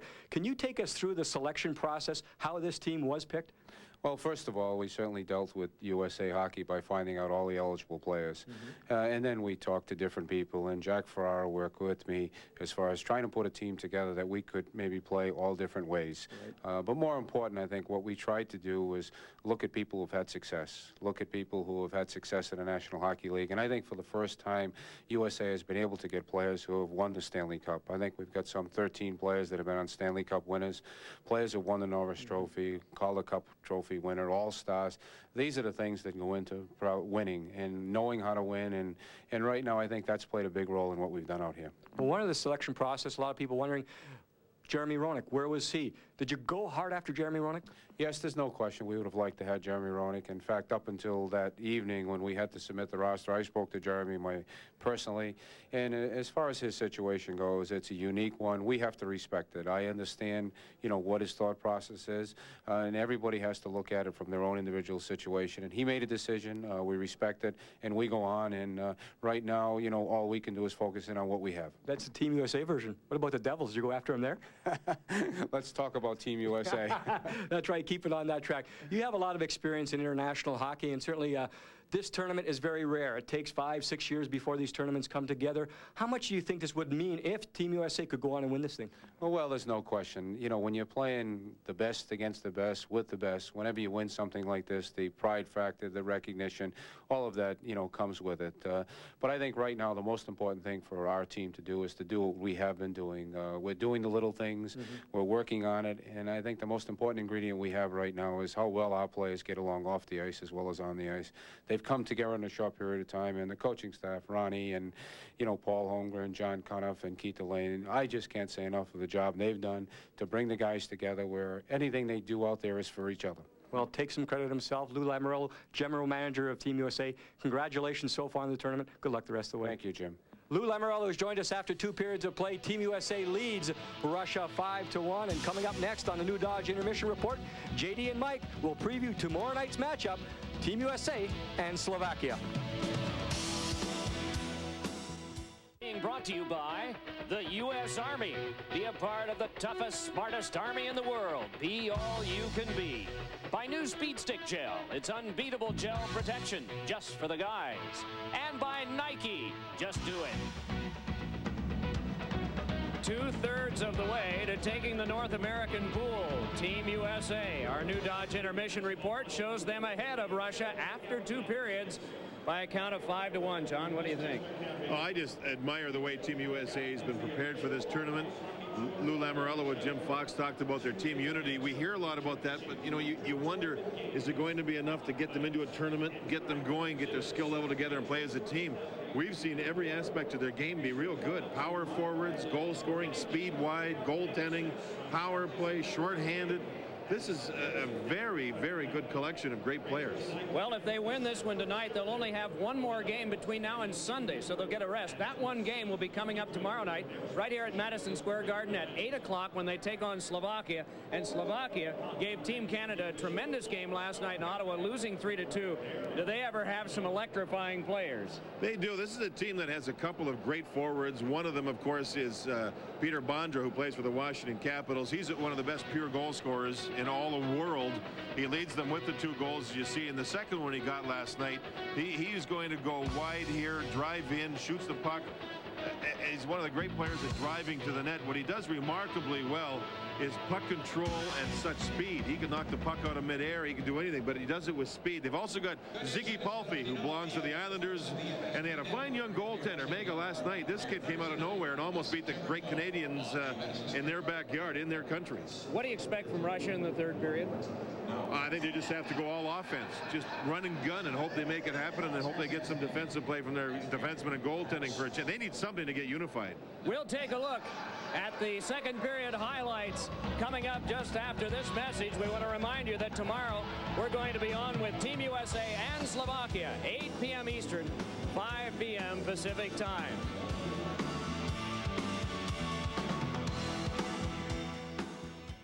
New Dodge Intermission Report. Deadmarsh and Leclerc with the goals in the 1st period. It was 2-0 Team USA after 1. Then came the 2nd, and you see where we stand after 40 minutes. Team USA ahead of Russia by a count of 5-1. Team USA had one of John Davidson's keys as continuing intensity with discipline. Boy, have they ever. They really have, and discipline and not taking, too many penalties to put them in trouble. Along with that, this has been a team that has had discipline on the ice for the most part, playing a smart defensive game. The 3rd man is always back. In other words, 3 forwards aren't caught deep in the other team's zone. Defense first, then offense. A lot of speed. Here's the statistics after the 2 periods. Brought to you by All Sport. I hear a cash register. Now go.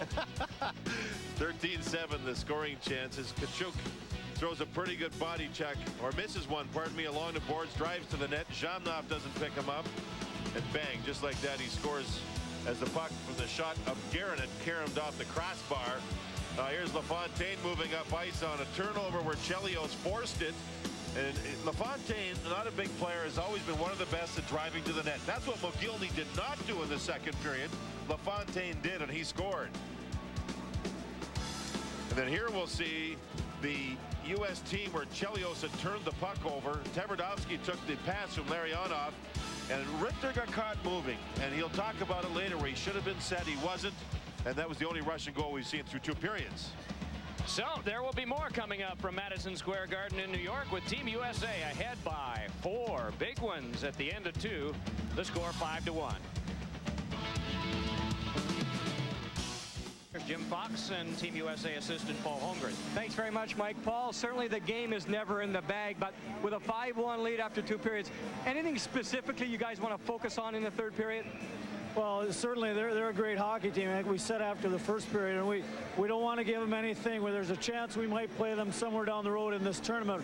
We've just got to continue to do the things that got us in this position and see what happens. All right, Paul, thanks very much. Guy who played for Team USA in 1981 in a tournament called the Canada Cup, Paul Holmgren. Well, there's a change in goal for the Russians going into the 3rd period. Andrei Trefilov. Trefilov won the last game that he played against the Slovaks. There he's concentrating, trying to get into the mindset here for the 3rd period. He belongs to the Buffalo Sabres organization. Hard-working goaltender, Mike. I've seen him practice a lot of times with Dominik Hasek with Buffalo. Hasek noted as maybe the hardest working goaltender in hockey. This guy is right with him. Great work habits. Big guy that does play down on his knees quite a bit. Member of the team that won the gold medal in '92. Also a part of the team sent here in 1991 to compete in the Canada Cup tournament. Here's Fedorov swinging it back. Aaron Hatcher put it ahead. First shift to start the 3rd period. Kasparaitis took a run on LaFontaine and just missed him in the neutral zone. Otto had the big shot. Oh, man. Did Darian Hatcher ever do the payback on Kasparaitis? Now moving ahead is Leach. Detmarsh with a scorcher off the glass just to make sure Trefilov knew he was in. Around now to the ice went Detmarsh. On back to the point for a wrister by Chelios. Oh, and down to the ice. A Team USA player. The puck ricocheted off him and wide. That was Pat LaFontaine, and a penalty coming up to Russia. Gonchar will go. LaFontaine, who has had a strong game, drives to the net. The All-Sport look at the stats after 2 periods. Scoring chances one-sided in favor of Team USA. Face-offs are not there. The U.S. club has dominated that area too. Here's LaFontaine pushing away from Gonchar. Now he assumes position, drives to the net, and Gonchar pulls him down. So Trefilov, the goaltender here for the 3rd period, will see some U.S. power play action as it is 2 minutes for holding. Now there's another. We were talking earlier about Bondra and his the competition and how he's played so well and the contribution he made to the Washington Capitals. Gonchar gives that team tremendous hope for the future defensively. The word is in Washington with their coaches and their power skating instructor is that Gonchar is one of the best backward skating hockey players in the world. Tremendous agility. Of course, that's an asset when you play defense. Bobby Clark once was talking about Slava Fetisov and the backward skating that he once did in a game against them in Philadelphia, and he said if he hadn't been for the other team, I'd have stood up and applauded. To skate backwards and skate backwards faster than some guys were skating forwards in the same game. Puck back to the point. It is kept alive by Chelios on this power play. 30 seconds gone in it. Chelios fires, and that deflected. Nubbed just wide of the goal. That was cleaning by the goalie. He took Tkachuk and just flattened him before the shot came to the goal net. Chelios a shot fought off by Trefilov. That was deflected by Brett Hall, went right into the shoulder of Trefilov. Again, he's a big goaltender, but he plays on his knees. Tkachuk sets it up for the shot that was wide by Doug Waite. Waving a stick at it was Hall. Suter keeps it in around behind to Keith Tkachuk. Centered one just away from the reach of Hall. And from defense to offense they come. Oleg Tverdovsky of the Phoenix Coyotes tries a pass across. That one knocked away. And so Team USA up by 4. 45 seconds to go on their power play. Gary Suter emerging from a little bit of trouble to give up to LaFontaine. Fontaine will have to skate this one down, allows it to go to Mike Modano. Modano spun off. Puck forced around behind. Team Russia with a weak clearing attempt, but it's followed up by Zelepukin and worked back up the wing. Nice ragging being done by Kovalov and a one-hander towards the front of the net. You know, you're right, Mike, I agree, but the point was it was a 3-on-2 short-handed, and Kovalov ended up making too many plays and no shot on goal. They're down by 4, and they need efforts like that to be different. Here comes Zubov.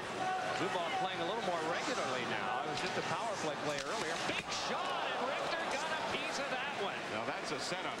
Kovalov that time with a beautiful setup to Zubov and a great save. Kovalov just knocking that one aside as the teams are back at full strength. Team USA ahead by 4. We'll play Slovakia tomorrow night at 8. We will have that one here at Madison Square Garden. Here is Mogilny worming his way in, and he shoveled it through the crease just wide. Boy, some fancy moves by Alexander Mogilny. The bell rung, but the cash register drawer didn't open. That's how you drive to the net, though. That's what Mogilny didn't do in the second period. He did there, and he shows the brilliance of his stick handling ability. That was brilliant. Sergei Fedorov of the Detroit Red Wings. First Russian to be an NHL MVP 2 years ago. Gonchar with this one, sent it wide. Mogilny turning with it. 3:45 gone in this third period. The game doesn't change. Team USA will play tomorrow against Slovakia and have until Sunday night when they're up in Ottawa to play their next contest.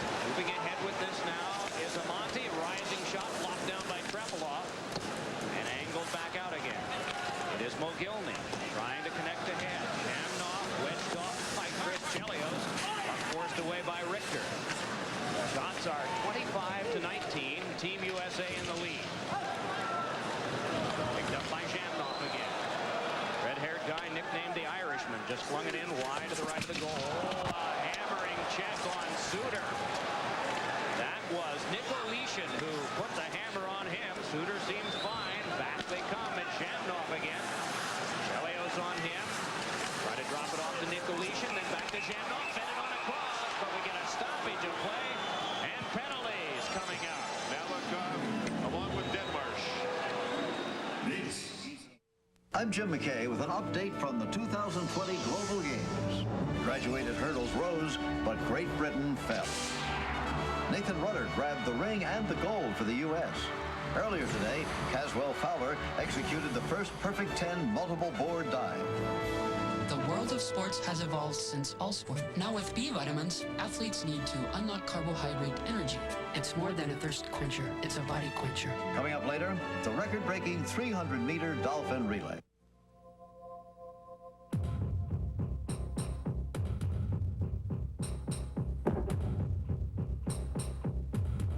Isn't it amazing how suddenly girls can throw?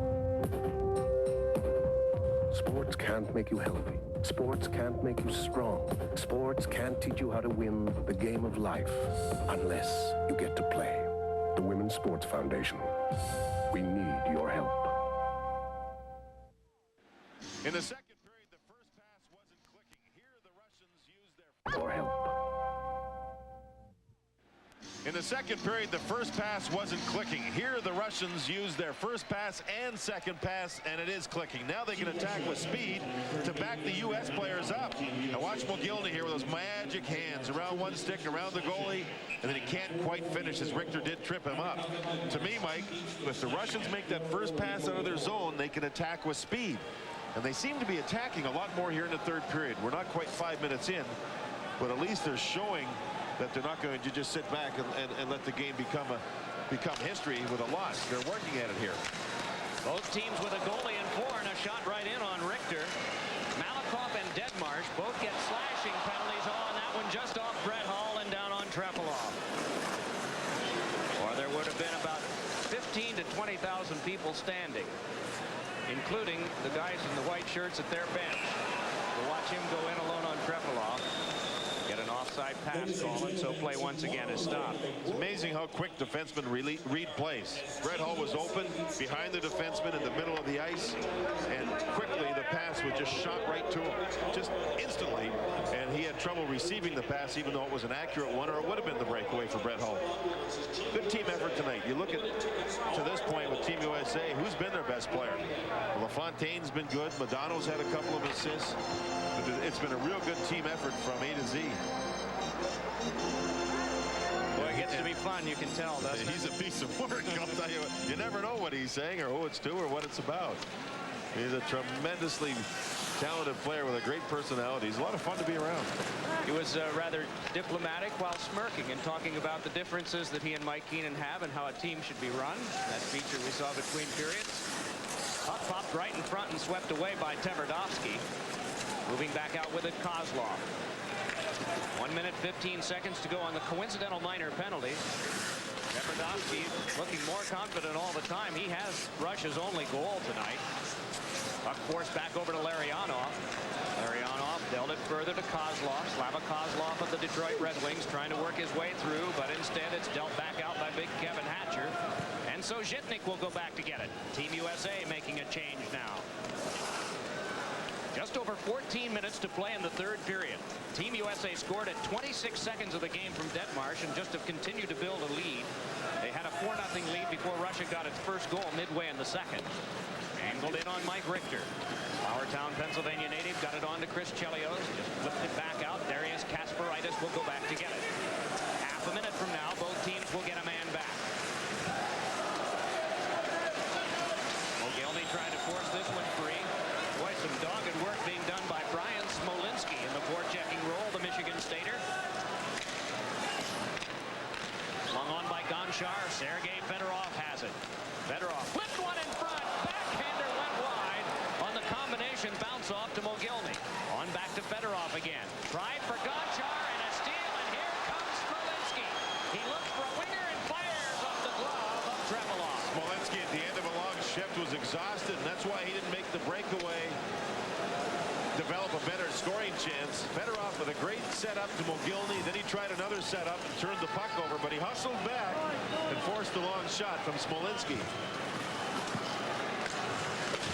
Over 7 minutes played here in the third. 5-1 the score still. Kovalenko having an exchange way back down the ice with Darian Hatcher. Now that's broken up.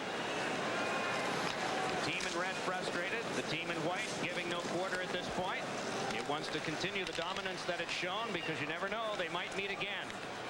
Work back across for a big drive, and getting it was Richter. A big time shot there by Zhendov as things continue to heat up. Big shot. What a save by Mike Richter with a glove hand.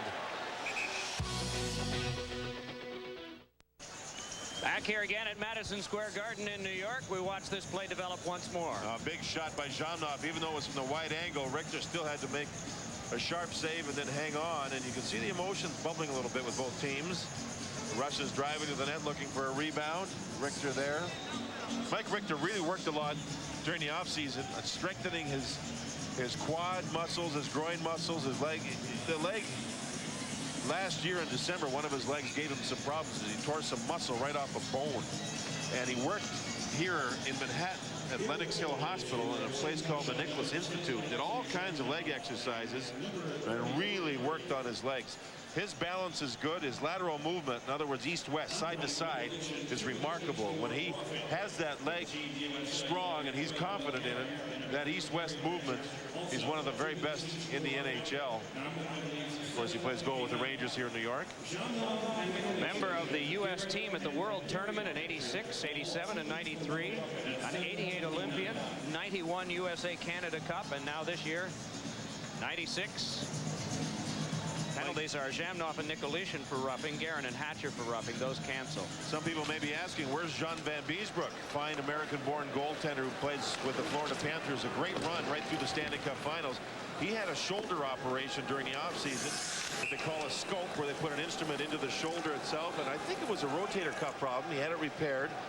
And 5 days later, I saw him up here at a golf course called Whippoorwill up in New York, just north of Manhattan. Armonk, New York. John played golf with one arm and shot 104. Imagine that. One arm. One arm. Not bad. So Guy Hebert was brought onto the roster because Van Beesbroek could not be a part of it. Hebert and Jim Carey of the Washington Capitals, those are the two guys who have served as the second and third goaltenders, if you count Mike Richter being the starter in both games. Mike Richter tonight has faced 22 shots, gotten 21. Just over 12 minutes to go in the third period. If Team USA goes ahead to win, they will be in a pool with Russia and Finland, and will play the winner of Russia and Finland on Sunday night in Ottawa.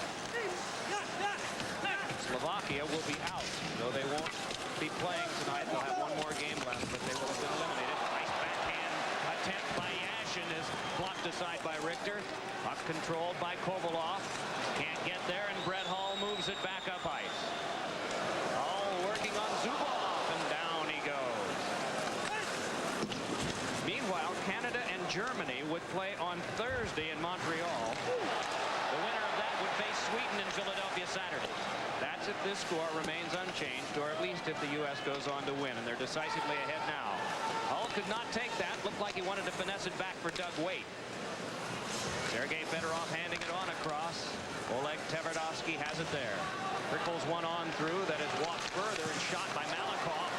Another good save by Mike Richter. With a 5-1 lead, you expect a mental letdown a little bit by the team with the lead. But this Russian club right now trailing. They're attacking here.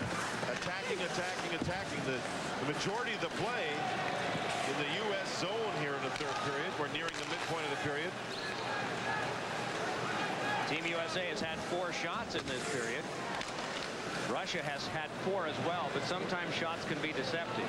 Alexander Mogilny just away from the reach of Tony Amonte. Shoveled back near Mogilny again. Taken right out of the play, and nearly the linesman too. Penalty coming up to Team USA. Holding call as Gary Suter grabbed a hold of Mogilny, and so the Russian club will have themselves a power play to work with.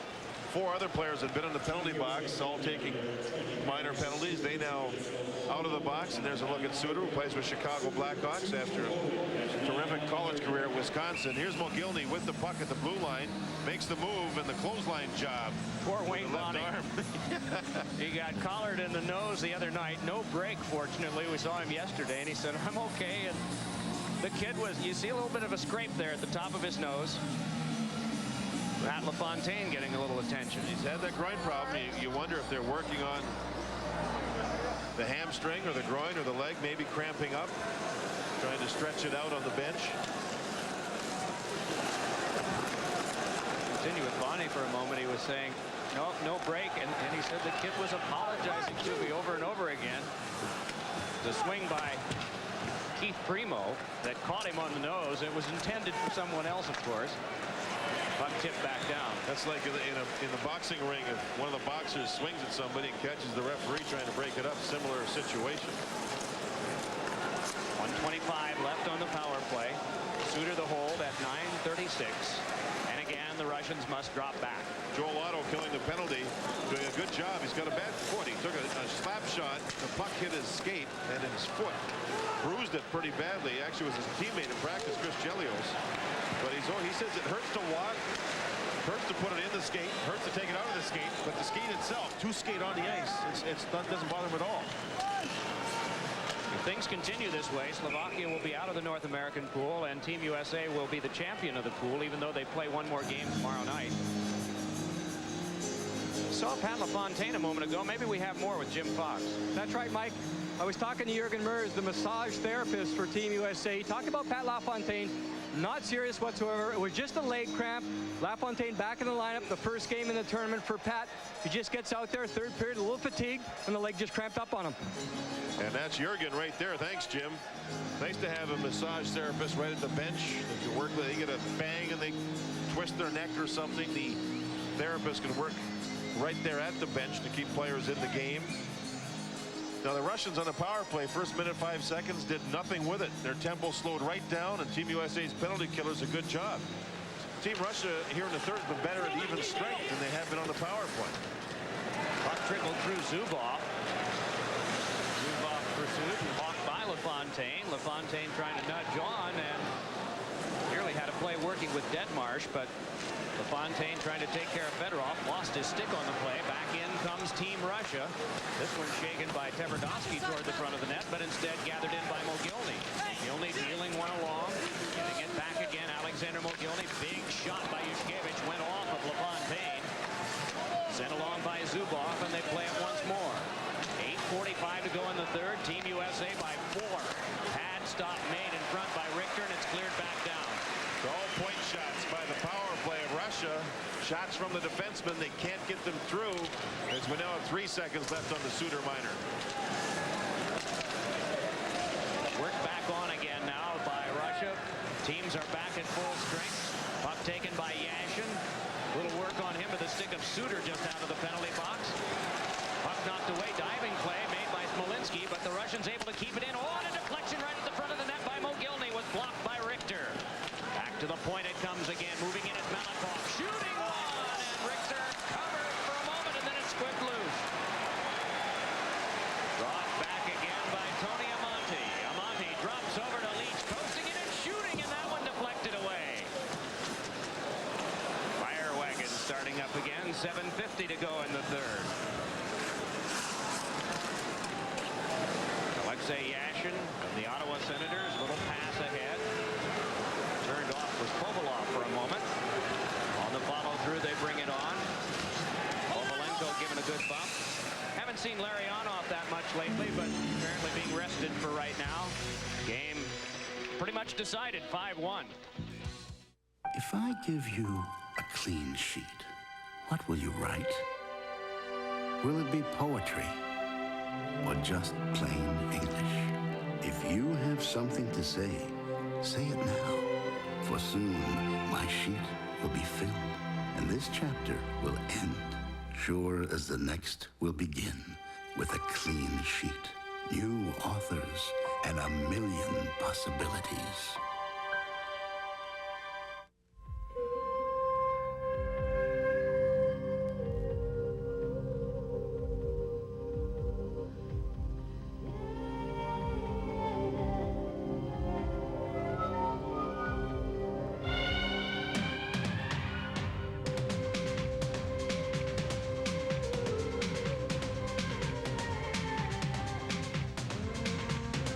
Sports Foundation, championing women in sports. Call and see how far you can go. Players will keep 2 or 3 sticks at the bench just in case. LaFontaine here working, loses his stick. Instead of going a great distance to retrieve it, the very alert staff on the bench get one ready and give it right to LaFontaine to try and keep the play quickly moving. Shot by Kasparaitis came back to him. Follow through, though, is taken by Team USA and flipped back out by Mike Modano. Bouncing puck near Kasparaitis. Able to control Bill Guerin to Modano with a big shot, and getting a piece of it was Trepalov. Short side attempt, and up with it is Guerin. Bill Guerin fed one out in front, and it came over to Kevin Hatcher, who shot one, and Trepalov got that.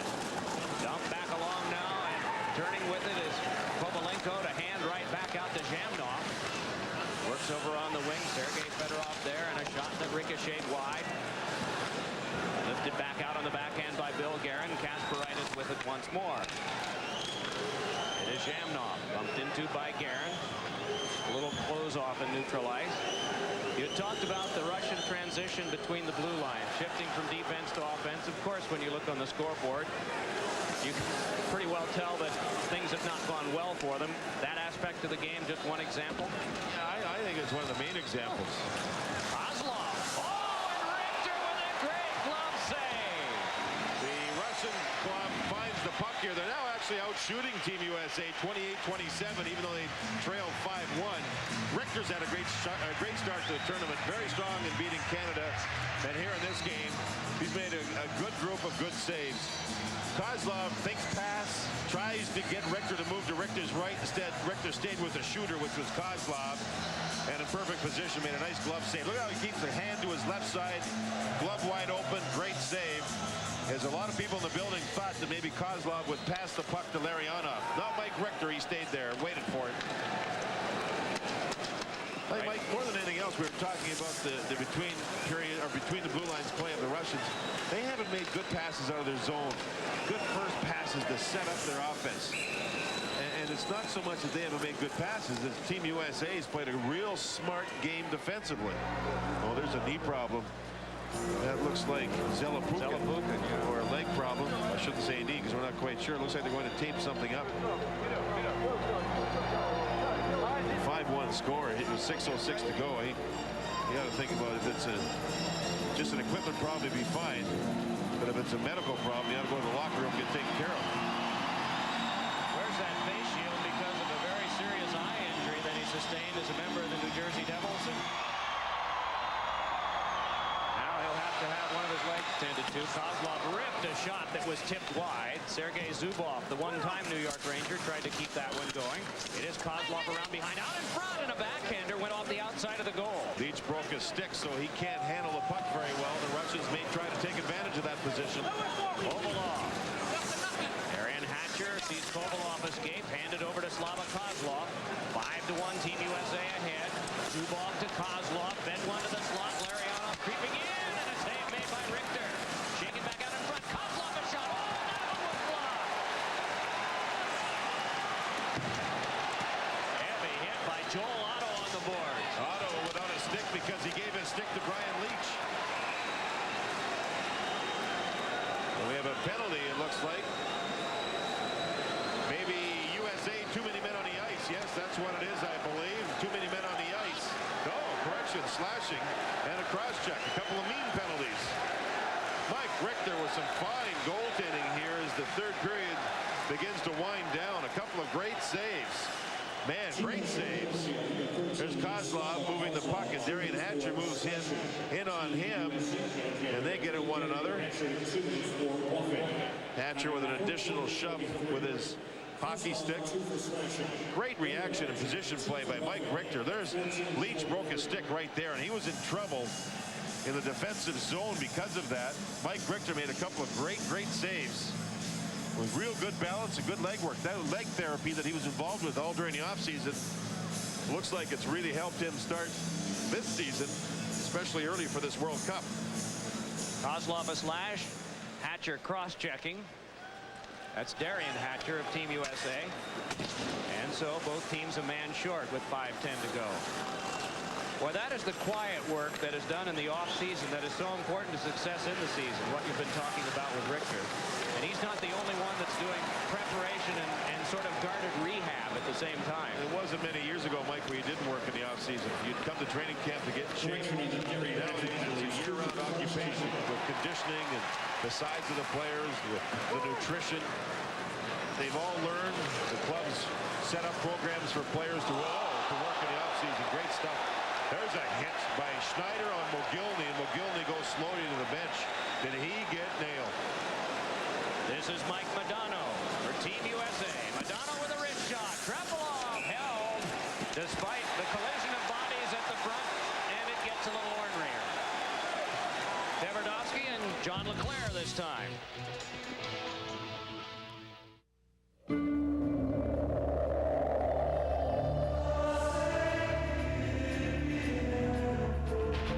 It's about change.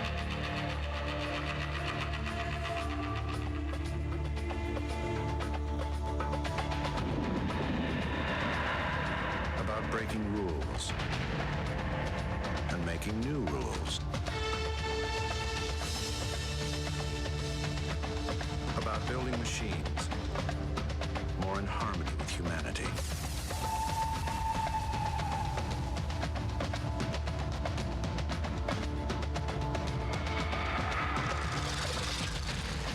Questioning everything.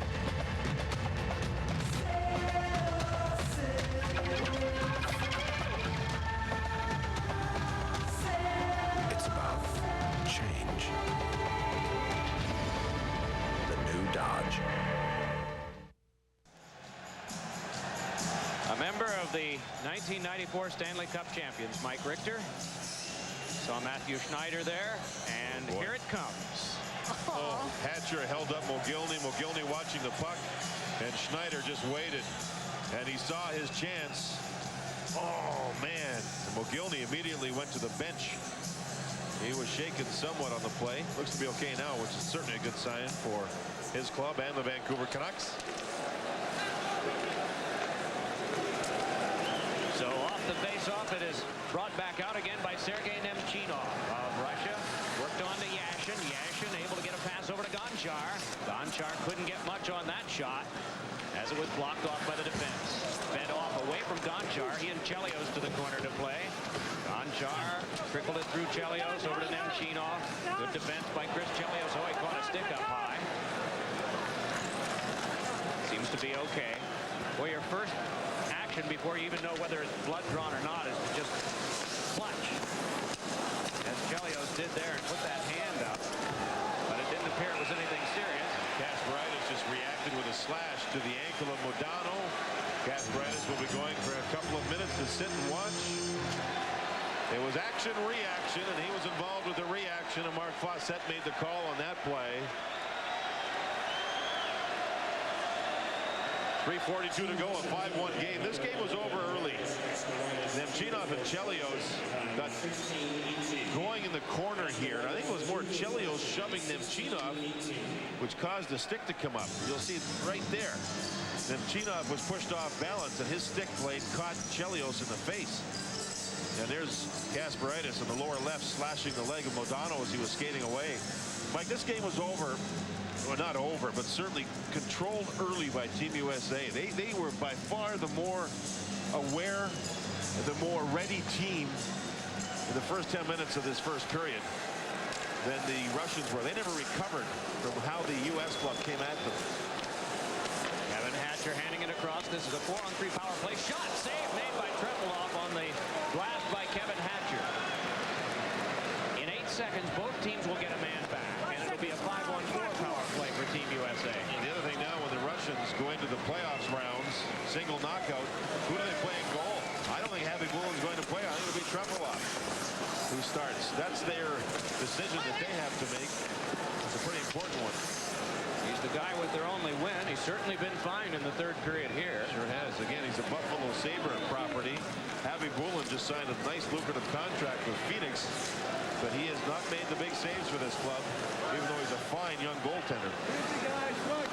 The negative talk of the tournament so far has been the Czech Republic. What do you think their chances would have been had they had another Buffalo Sabres goaltender playing for them?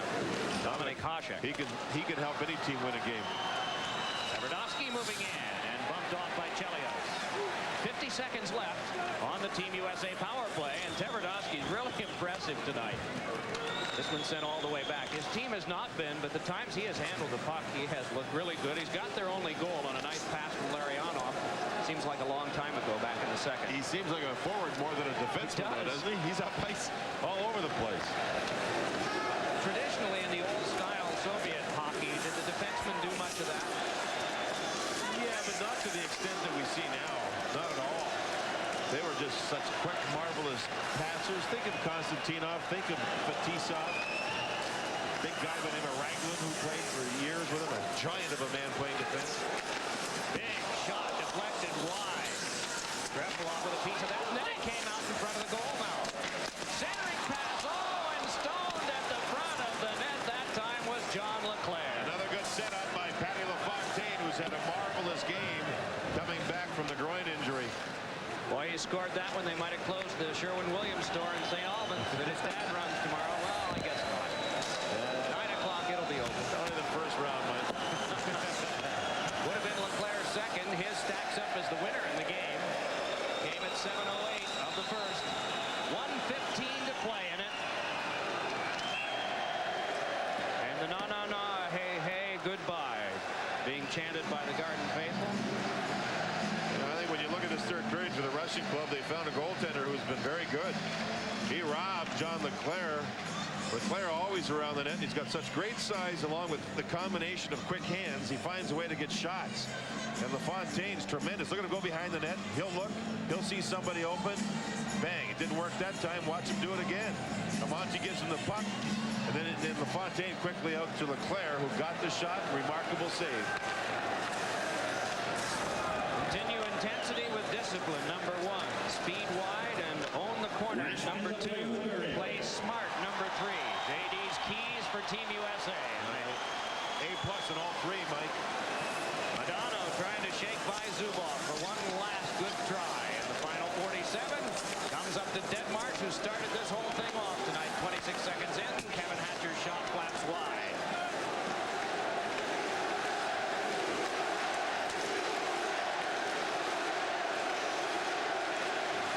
They came hoping to chant that. They've done a lot of it. Kovalenko, a shot, he scores! Andrei Kovalenko with 27.2 to go gets the second Russian goal. And the second one of 34 shots that snuck through the legs of Mike Richter, who played a very strong game for this club. Elementary as far as the goal goes. Was a breakdown, but when you're winning now 5-2 with 27.2 seconds to go, Zhamnov drags the defenseman Schneider with him. Schneider becomes the screen, and Kovalenko uses Schneider as a screen and puts the puck through the legs of Richter. Zhamnov is tricky. Look at that nice little pass. The defenseman tried to switch off, and Schneider couldn't get close enough to Kovalenko, who had the quick shot through the legs of Mike Richter. Now 5-2. Kovalenko belongs to the Montreal Canadiens. And he is used to playing games in August and early September. He's usually a part of a team that competes overseas in the Spartak tournament. His team won it last August, but he had higher calling this year. Representing his country here, he's gotten his first. His team had 2, but Team USA had 5.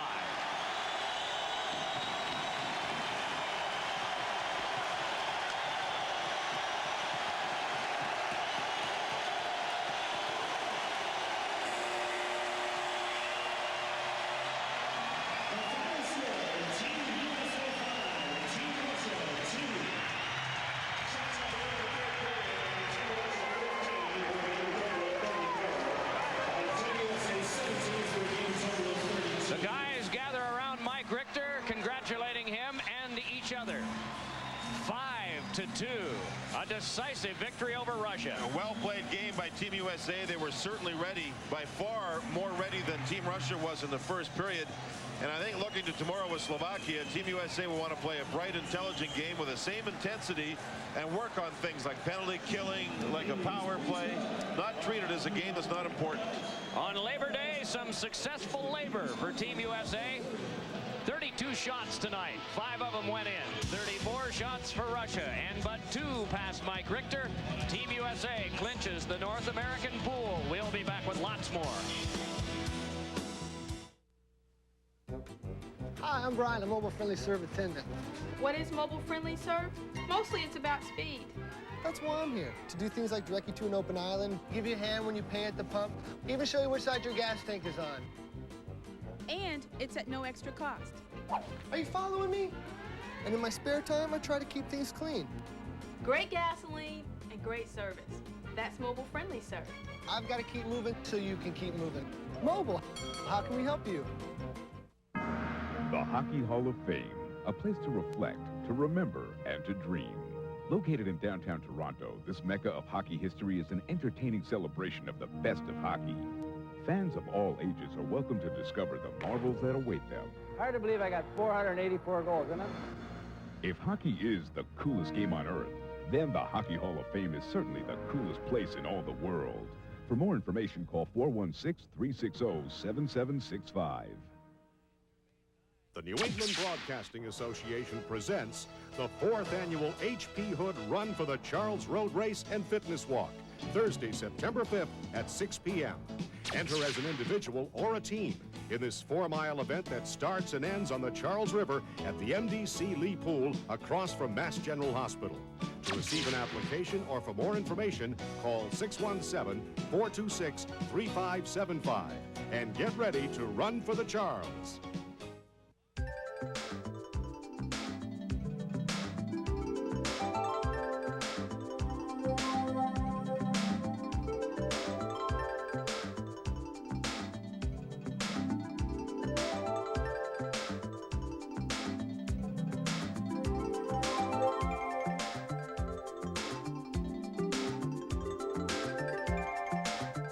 Americana Outdoors, Wednesday at 3:30 on Nesson.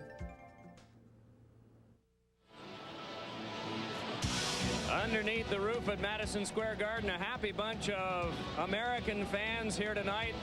Team USA comes through decisively over Russia, 5-2. They win the North American pool. Pat LaFontaine was named star of the game with a goal and 2 assists.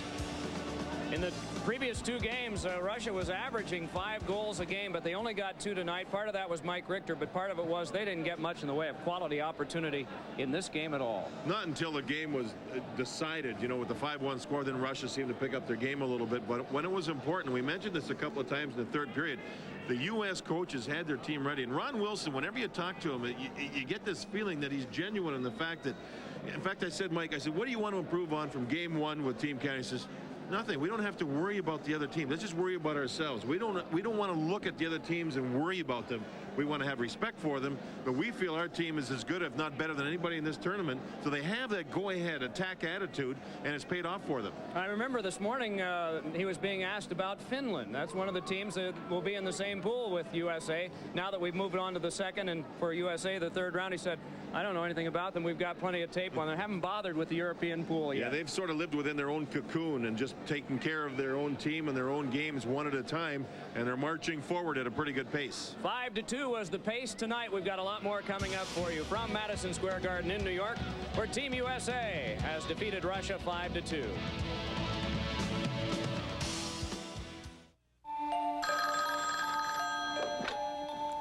Hello. How's your bud ice? Doobie, doobie. That's the third one tonight. It's okay. The police are tracing the call.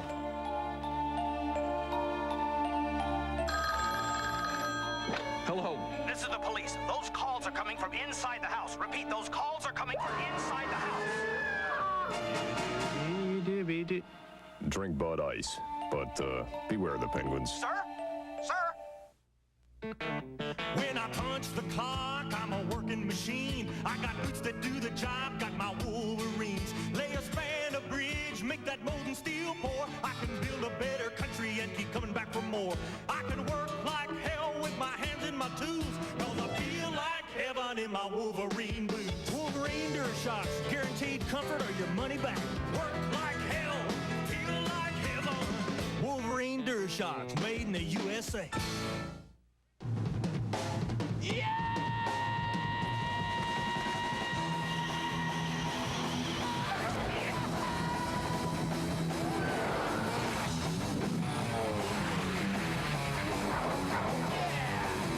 Training is such a bore.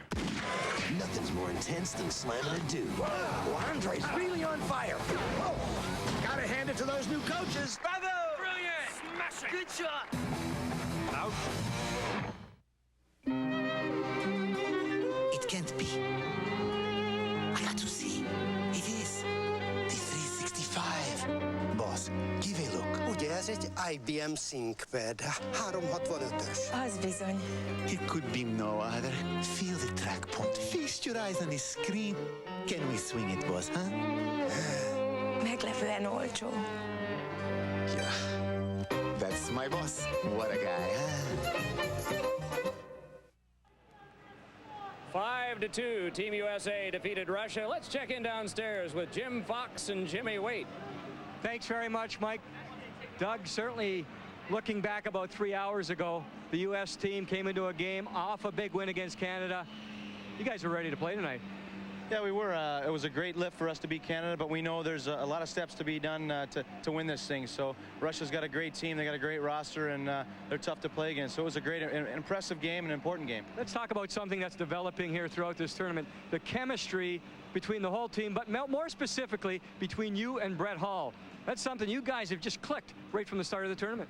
Yeah, it's been great. Brett's made it easy for me. I was a little nervous coming in playing with him. He's got such a great stature, and he's been such a great player for so many years. But this is his hat, by the way. That's my nickname for him. He's grumpy. He's always yelling at me, but he's a great guy, and he's made it easy for me. And look at how he plays. He's so easy to play with. You can give him the puck anywhere, and he's just a great player. So it's been fun. He's a grumpy old man, but there's a phrase being tossed around, Doug, by a lot of people around the World Cup.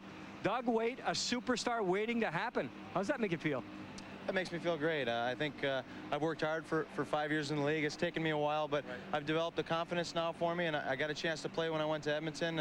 Some great coaching, and the organization was good to me, and I played a lot, and I think I've taken advantage of it. I got a lot to learn, and I'm learning. The tournaments like these are really a great experience, and I'm glad I'm contributing. I'd love to win this thing and go from there. All right, Doug, good luck the rest of the way. Outstanding so far. Thank you very much. Doug Waite has joined us. Mike, back up to you. Michigan-born Doug Waite visiting with Jim Fox after our contest tonight. His team won it by a score of 5-2. We'll have lots more in just a moment. As a rule, engines develop good torque only when you push hard on the accelerator. But even at idle speed, a Dodge Magnum V8 can pull not only this loaded Ram 1500, but this loaded 2500 and a loaded 3500 as well. 15 tons. That's because every Ram truck has to pull much more than its own weight, even at idle speed. That's our rule. Dodge Ram. The rules have changed. I'm Jim McKay with another update from the 2020 Global Games. Little Jacqueline Keller captured the gold today on the highly uneven bars, while Austria's gentle giant Milos dominated the one-ton power lift. The highlight of the day so far was the record-breaking 300-meter dolphin relay. The world of sports has evolved since all sport. Now with B vitamins, athletes need to unlock carbohydrate energy. It's more than a thirst quencher, it's a body quencher. Coming up later, the graduated hurdles. Hey, you're a guy, and guys want to be cool. Hang out with other guys who are cool. But even cool guys sweat. 40% more than women, in fact. So how you gonna stay cool? With something new, Speed Stick Gel. No other gel keeps you drier, so you always feel your coolest. It's unbeatable gel protection, and guys, no matter how cool they are, need all the protection they can get. New Speed Stick Gel. It's just for the guys. It's the Monster Truck video everyone's been waiting for. It's the all-new Monster Truck bloopers and motor mayhem. And it's gonna blow you away. First, see all the hottest trucks. Bigfoot, Gravedigger, Snakebite, Taurus, and more. Jumping, smashing, crashing, flipping, and flying through mountains of metal. Then get ready for more explosive action as the mud racing maniacs pour on the speed. And the thundering titans of pulling pour on the power. It's action so hot, you'll feel the heat, smell the smoke, and taste the flames. It's one of the most unbelievable collections of Monster Truck super bloopers and motor mayhem you'll see anywhere. This is the one Monster Truck video you just gotta have. Order now and you'll get a second video, Monster Truck Bloopers, absolutely free. So call 1-800-652-2112 to get this 2-tape set for just $19.98 plus shipping and handling. Or send a check or money order to Monster Truck Videos, P.O. Box 4943, Department S, Omaha, Nebraska. Or call now, 1-800-652-2112. The World Cup of Hockey has been brought to you by Discover Card, proud partner of the Smithsonian's 150th anniversary. By All Sport, now with B vitamins. It's more than a thirst quencher, it's a body quencher. And by the Discovery Channel. Explore your world. Check out final statistics in this contest tonight. Won by Team USA 5-2. Check that. They were outshot 34-32 in the game. That a meaningless stat. Scoring chances turned out to be even, and that's really meaningless too because Russia's scoring chances came predominantly in the third. The penalty killing was very good for Team USA. The power play didn't click, but they didn't need it. Again, looking at a game tomorrow night with Slovakia, which a team that's not good defensively, not real fast, but certainly can score. I think Team USA want to keep on this roll, Mike, and keep playing a rather complete game where they take advantage of the early portion of games and get their game going. The course of the contest tonight, did you think it was decided like in the first 10 minutes, the first 20, where? I think the first shift of the game, Team USA scored. They seemed to come out. They seemed to be very ready. The fans here in Madison Square Garden were pumped up. It was just, they fed off their win with Team Canada. Didn't seem to be uptight or nervous. Very mature outing, especially in the first 10 minutes of the first period. And Russia, to me, didn't appear to be ready at all. We started this thing with 8 teams, this World Cup of Hockey, and now we are down to 6 because technically Slovakia has been eliminated tonight. So these are the pools. We have Finland and Russia to play with the winner meeting Team USA. That will be Sunday night up in Ottawa. Sweden's next game, because they won the Europe pool, will be Saturday night in Philadelphia. They'll get the winner of Thursday's game between Canada and Germany. So those are the power setups through second round, third round. And when we get to the championship, it's not single knockout, it's a best 2 out of 3. You think about Finland playing Russia. Finland plays a better team game. They may not be as good with depth regarding NHL players, but certainly they play a team game and they're extremely good defensively. I think Russia's going to be in for a very tough game. And I wouldn't be surprised in what we've seen so far that Finland wins that. Russia should win it, but Finland could. Canada should beat Germany, and they should beat them handily, especially after they've had a couple of days rest. For the Germans to win enough to get into this next pool is maybe the biggest single achievement ever in German ice hockey history. It was a wonderful job just getting over here. Well, you mentioned that Russia's oftentimes in tournaments like this will come on stronger near the end, and John also mentioned tonight that he didn't see any kind of cohesiveness in Russia. Canada has a history of having some poor starts too, and yet coming back to win as they did in 1984. Well, they've always had grit and leadership that's never been paralleled in the world of ice hockey. Team USA now certainly gets, you know, when you look at their club, they'd be right up there right now, but Canada has to rely on that. I think they'll be resting now a little bit, getting their nagging injuries back healthy again, and certainly to me this is a team that it'll be tough for them once they beat Germany to play Sweden, but they have a great chance of winning this thing too. Looking at tomorrow, where it's Slovakia here at Madison Square Garden at 8 o'clock. Slovakia really with nothing to gain except more experience and some credibility because they've technically been eliminated now, despite having one more game to go. How do you see that one? Well, they have credibility in the way that they played last night against Team Canada. They played a hard game, and Canada had to come back and score the last 2 goals for a 1-goal win. But again, with people like Bondra and Palfi, they've always played well here in this building at Madison Square Garden, and there's pride. There's pride involved. They'll battle, and USA is going to have to be sharp mentally to get through it with a win. Well, they were tonight. 26 seconds in, Adam Dedmarsh scored on the first U.S. shot, and Team USA went on to a 5-2 victory over Russia tonight at Madison Square Garden. Tomorrow night, 8 o'clock Eastern Time, 5 p.m. Pacific, for the last of the games to be played in the opening round. Team USA, winner of the North American pool, against Slovakia. Final score again here tonight at Madison Square Garden in New York. Team USA 5 and Russia 2. For Jim Fox, for John Davidson, Mike Emmerich saying good night from New York.